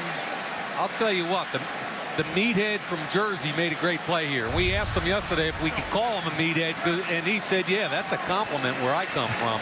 Look at him flash. He knows he's got man coverage on number 2, Vincent Smith, and he makes the play. That is a huge, huge play by Notre Dame's defense to give their offense a chance to win a football game. So the Irish did what they were asked to do on defense, and Hargrove is in punt formation. High punt. Allen's going to make a fair catch inside the 10. It'll happen at about the 8-yard line. And after they go to Michigan State next week, the Irish will return home. And they'll take on Stanford after last season's loss, looking to settle the score against the Cardinal. That's Notre Dame Saturday. 2 weeks, Notre Dame Stanford, only on NBC. It's the Michigan State trip, and then Stanford comes in, then 2 BC. Pitt comes here in Western Michigan. That's coming up for the Irish. Right now they have 4 minutes and 15 seconds and a lot of ground to cover. Starting at the 9-yard line, does the rainbow going to equal a pot of gold for the Irish? Well said, partner. Chris nearly had it batted out of his hand, and there's probably going to be a hold against the Irish as Chris scrambles to the 15-yard line. They were trying to get Theo Riddick on a deep wheel route. No protection. Holding. Offense. Number 70. Half the distance to the goal. Repeat. 1st down. Zach Martin with the hold, the sophomore from Indiana, who did not play last season. He He's working on Craig Rowe, who makes a hard inside move, and he gets that right arm ripped around the fabric. You're going to call that every time. Christ, again, pretty darn athletic, I'll tell you, more so than you would think. Nullifies a nice scramble, but puts the ball back to the 5-yard line. Christ from his own end zone. Standing. Now he's got Rudolph, who makes the catch. Kyle Rudolph rambling down the sideline to the 15, the 10, and the touchdown.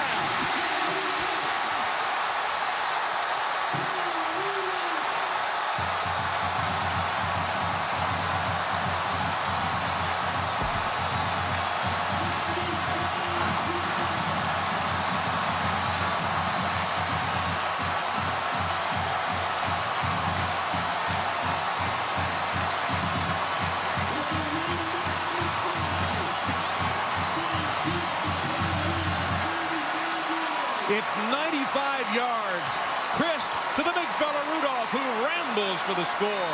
And Ruffer will attempt the extra point.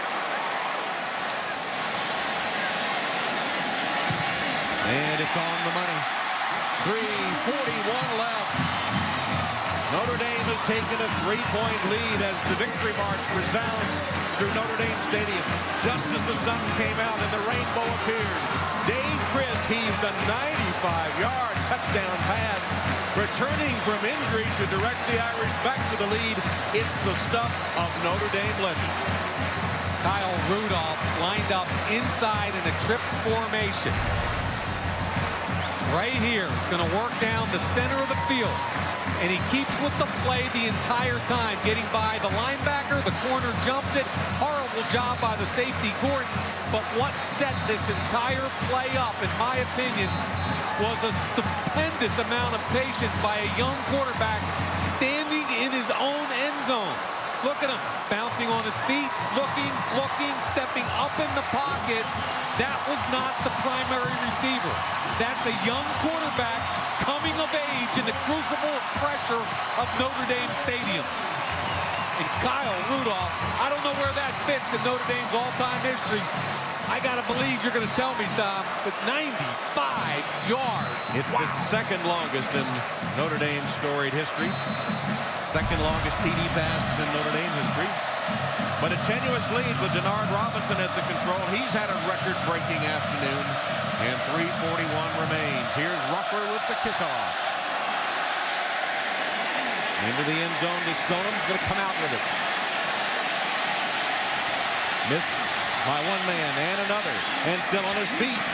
And Stoneham with a nice return after the 28-yard line. And now Denard Robinson. He's put on a show the first 2 weeks of the season. 813 yards. Are you kidding me? That's like Madden football. You know what I mean? Just sit in your living room and just throw yards up. That's not real. Kidding me? He'll begin from the 28-yard line. Two storied programs. And lined up for one for the ages today. See if Robinson can answer.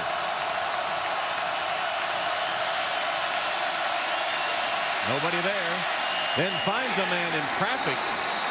Michael Shaw, no good, incomplete.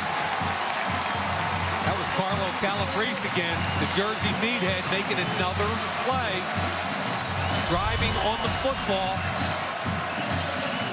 See him coming from the inside, makes the hit, strips the football out, creates 2nd and 10. Good job by the defense. 2nd down and 10. Quarterback draw. Robinson got away from one and another and dances for a first down across the 40-yard line. Gain of 12, first down, Michigan. Stops the clock at 3:18. And the beauty of having a no-huddle offense for what you do as a basis is you really don't need to panic in these type of situations. Irish getting a man off the field late. Roundtree. There's a flag down, and Roundtree, there's another flag, the second one. Teo and Walls, the tackle. Now, I'm going to be surprised if they call Ethan Johnson for not getting off the field, because I had an opportunity to sit down with the ref before the season started and ask a bunch of questions, one of which was, if a guy's in this no-huddle era is hustling to get off the field, when do you call it a penalty? And they said if they were within 3 or 4 yards of the sideline, we're going to let it go.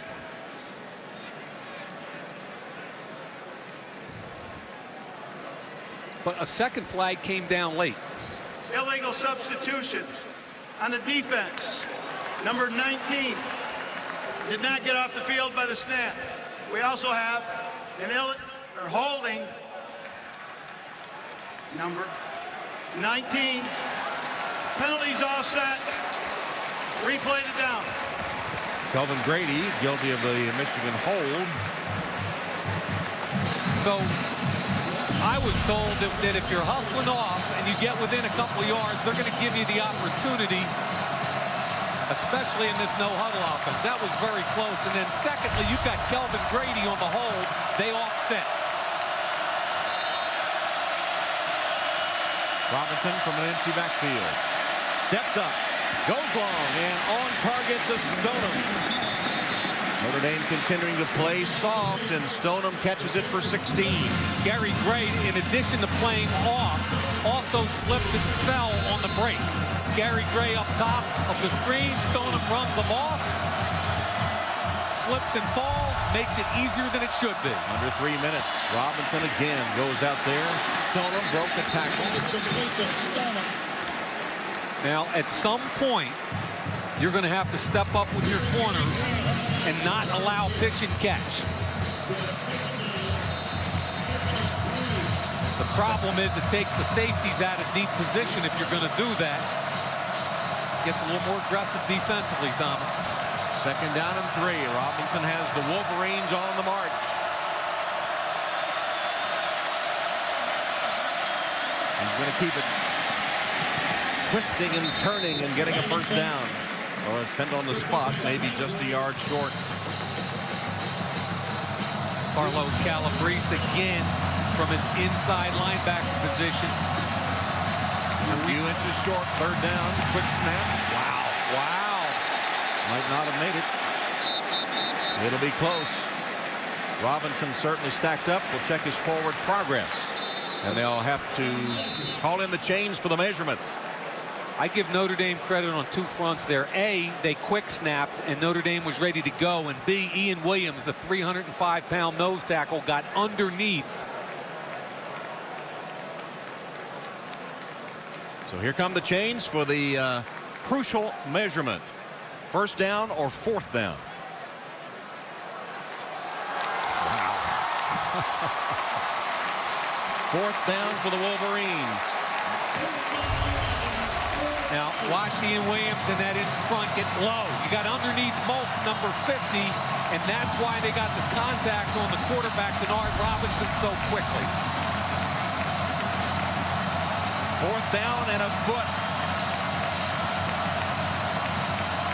Interesting to see if they come under center here.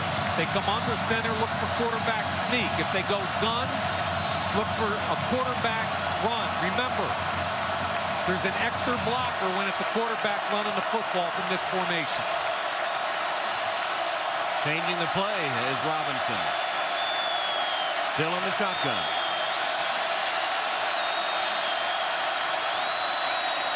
Gonna keep. And pounding ahead. We'll have the first down. Coaches talk about out-gapping a defense when your quarterback runs the football. You've got an extra blocker, and that's what Michigan's taking advantage of. Got number 20, Shaw here, is the extra blocker. He's going to load in there on a linebacker. Good job by Notre Dame, but still, it's tough to stop the quarterback on a planned run. Fourth down conversion there by the Wolverines, so sets up a first down pass, and it's complete. Defender fell down.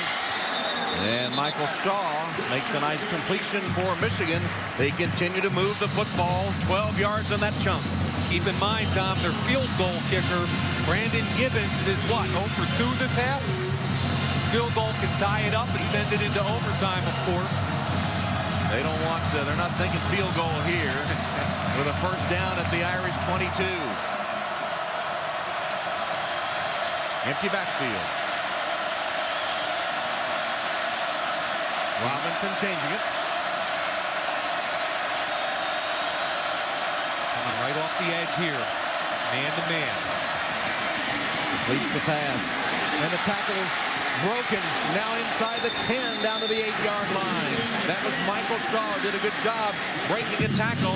Gain of 13 yards. First and goal for Michigan. Shaw got banged on that. Calabrese with the initial hit. Shaw looked like he kept his feet. I don't know whether his right foot, as he was trying to stay up. Let's see this. His right foot may have slid out of bounds right there, which it did. That's got to be called back to that point.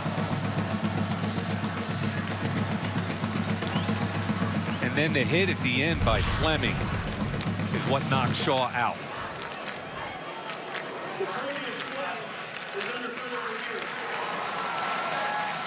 Determining the exact spot, though, is going to be a little tough. We had the head-on angle where it's tough to see. There's no question that he's out of bounds. It's just going to be a matter of what angle, like Tom said, will define where they put the football. Calabrese on the tackle.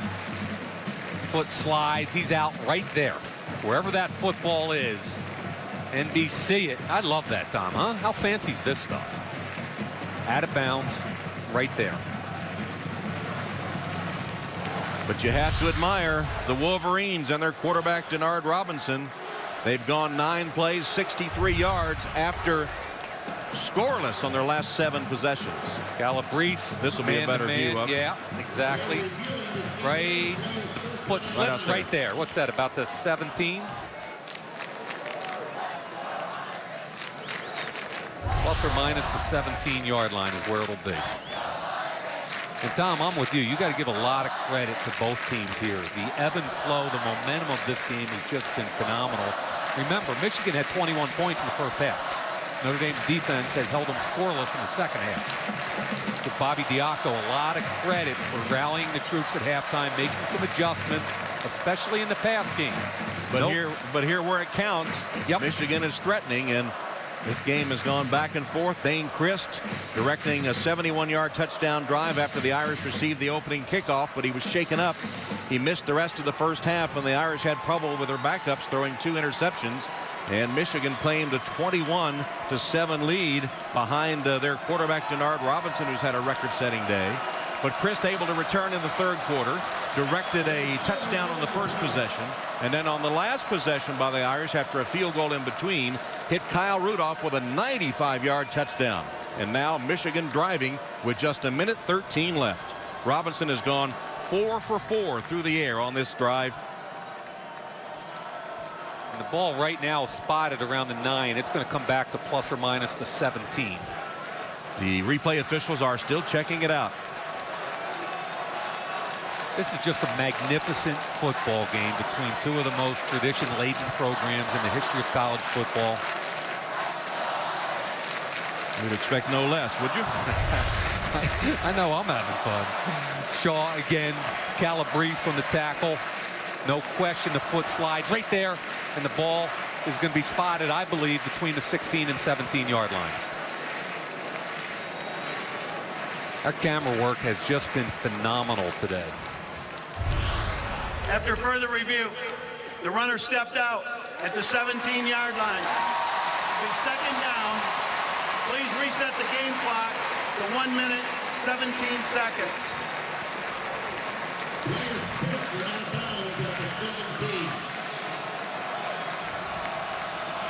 So, Coach Rod is looking at his play chart. He's already called the play. It's now going to be second down and 5.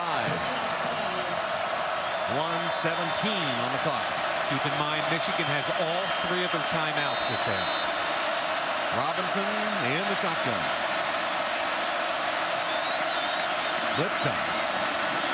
Robinson to the vacated area, but then a sure tackle by Teo, who grabbed on and would not let go. We highlighted at the top of the program, Manti Teo and having to come to balance and make plays. Blitz by Brian Smith from the inside out. Teo stays all over Robinson and makes a play. Inside the final minute, it's third down. 13 tackles for Manti Teo today. Man-to-man down here. No help. Whistle, play blown dead. Timeout taken by Michigan, their first of the half, facing a 3rd and 5 in a 3-point game. Michigan kicker Brendan Gibbons with his helmet on has missed 2 already today. Will he be called on here to try to send it to overtime? 51 seconds left, 3rd down and 5 from the Irish 17-yard line. Robinson looking downfield, fires, and then it's caught at the 2-yard line. 1st and goal, Michigan. Roundtree holding on. Man-to-man all over the field, and you've got a mismatch with Roundtree on Harrison Smith, I believe it was, and it's pretty good coverage. But look where he puts it. Right between the 1 and the 2, and Roundtree uses his body. Keeps the body between the football and the defender. 1st and goal. Robinson's going to keep, and he's going to score the go-ahead touchdown for the Wolverines.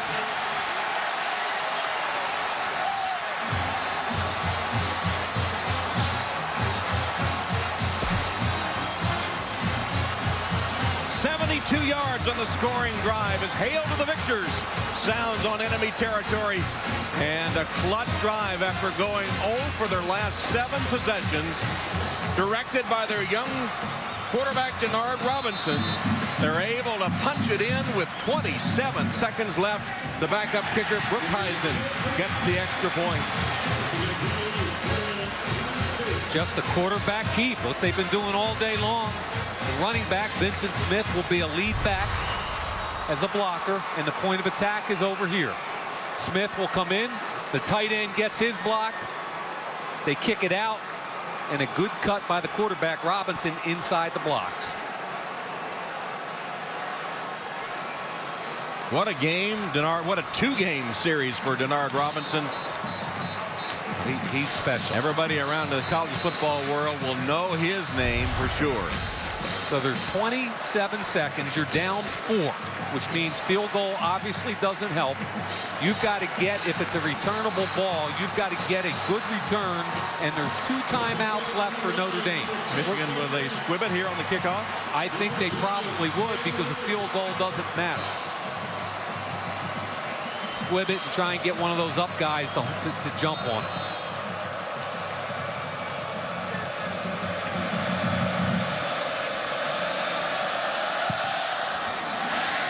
Low kick, taken on the bounce by Riddick.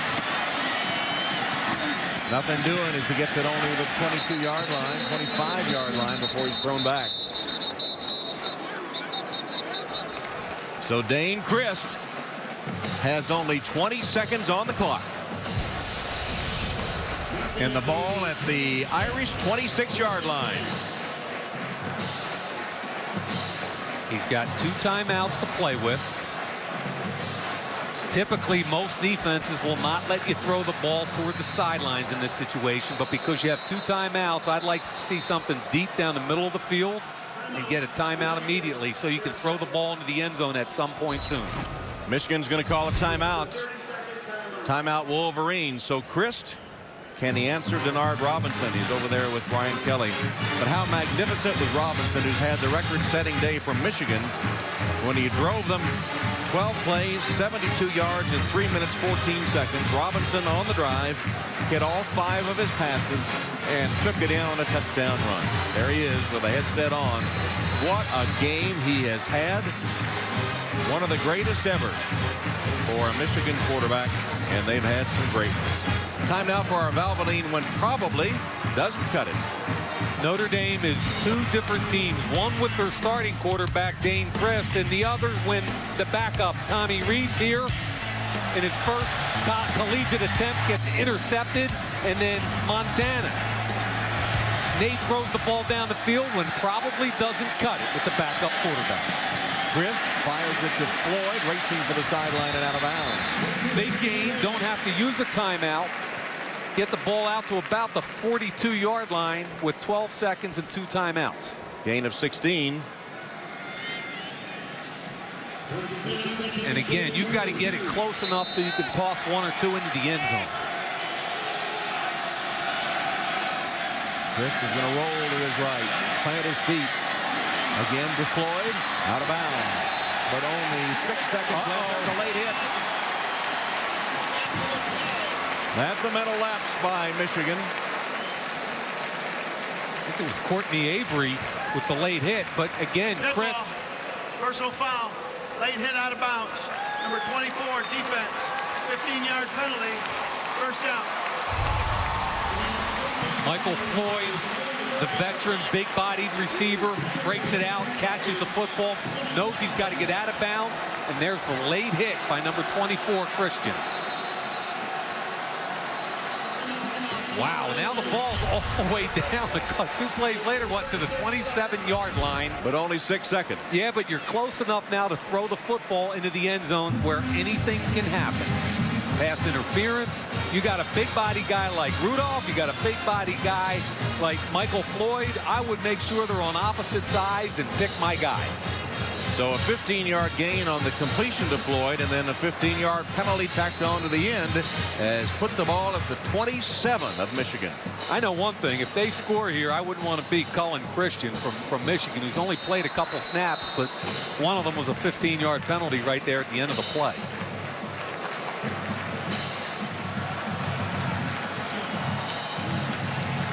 So after Denard Robinson guides the Wolverines down to take the lead, 4 points separating Notre Dame and Michigan. Notre Dame has it at the Michigan 27, but 6 seconds, all that is left. You've got your tight end here, and Floyd's up top. Just like I said, separate the two and pick a big body to throw it to. This will be, barring penalty, the final play. It's going to be up for grabs and out of the end zone. Got to give your player a chance to catch it. And Dane Christ did not as he threw it into the Michigan band. Brian Kelly with a smile. I give that guy a lot of credit. They stayed the course today, and I give that kid a lot of credit, too. What a football player number 16 is. Denard Robinson accounting for 502 yards today, including the 72-yard drive to take the lead in the closing seconds of the game. He is a superstar. Denard Robinson, 24 of 40 for 244 yards, 5 for 5 on the game-winning drive, rushing for 258 yards and 2 TDs. So overall, 502 yards and 3 touchdowns. Amazing. And Coach Rodriguez is with Alex. Well, first, Coach, what was this game like for you? Wow, a lot of ups and downs and a lot of momentum changes. I'm proud of our young guys. They hung in there in a tough environment, made the plays when we had to. Let's talk about your last offensive possession. An awesome one it was. Denard 5 for 5 on that drive. Let's talk about the last 2 plays, the 3rd and 5 and the keeper. Yeah, Denard's running like crazy, and he's a little bit beat up right now, but I was really proud of the way he threw the ball. He was seeing the field, made good decisions, and our skill guys did a good job downfield. What do you have in this kid? Well, I think obviously the last 2 weeks has been pretty special. I think the nice part about it, he's just a second-year player. Rich, we've all watched what you've gone through the last couple of years at Michigan. Wow, huh? What does this win mean for you going forward? I'm just happy for our players and our staff. They've been through a lot. I'm happy for our fans, for my close friends that have followed me. We'll enjoy this for 24 hours and move on to the next one. Keep doing your thing, Rich. Thank you. Appreciate it. So Brian Kelly and his players gathering in front of the student section now for the Notre Dame alma mater.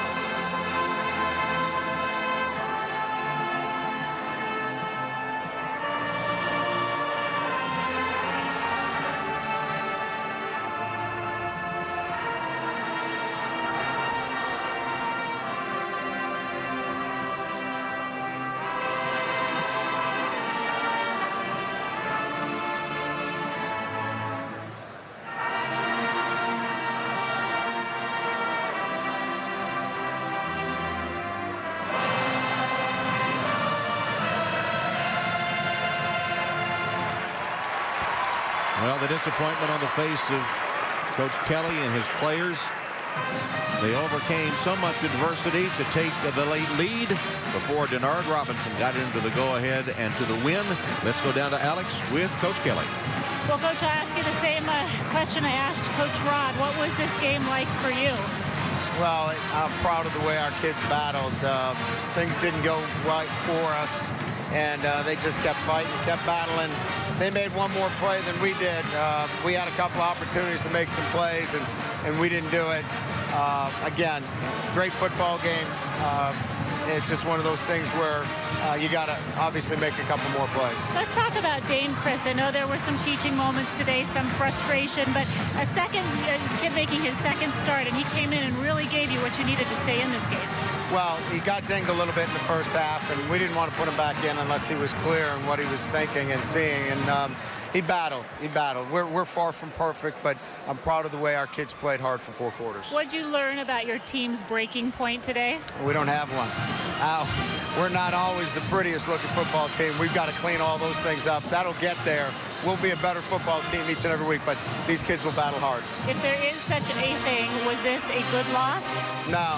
You know, we played too well defensively to lose this game. That's the biggest disappointment. We didn't play well enough on offense, but it's a shame the way we played in the second half to give up a late score. Those kids battled. We needed to help them out a little bit more on offense. You got to be pretty impressed with Michigan's number 16.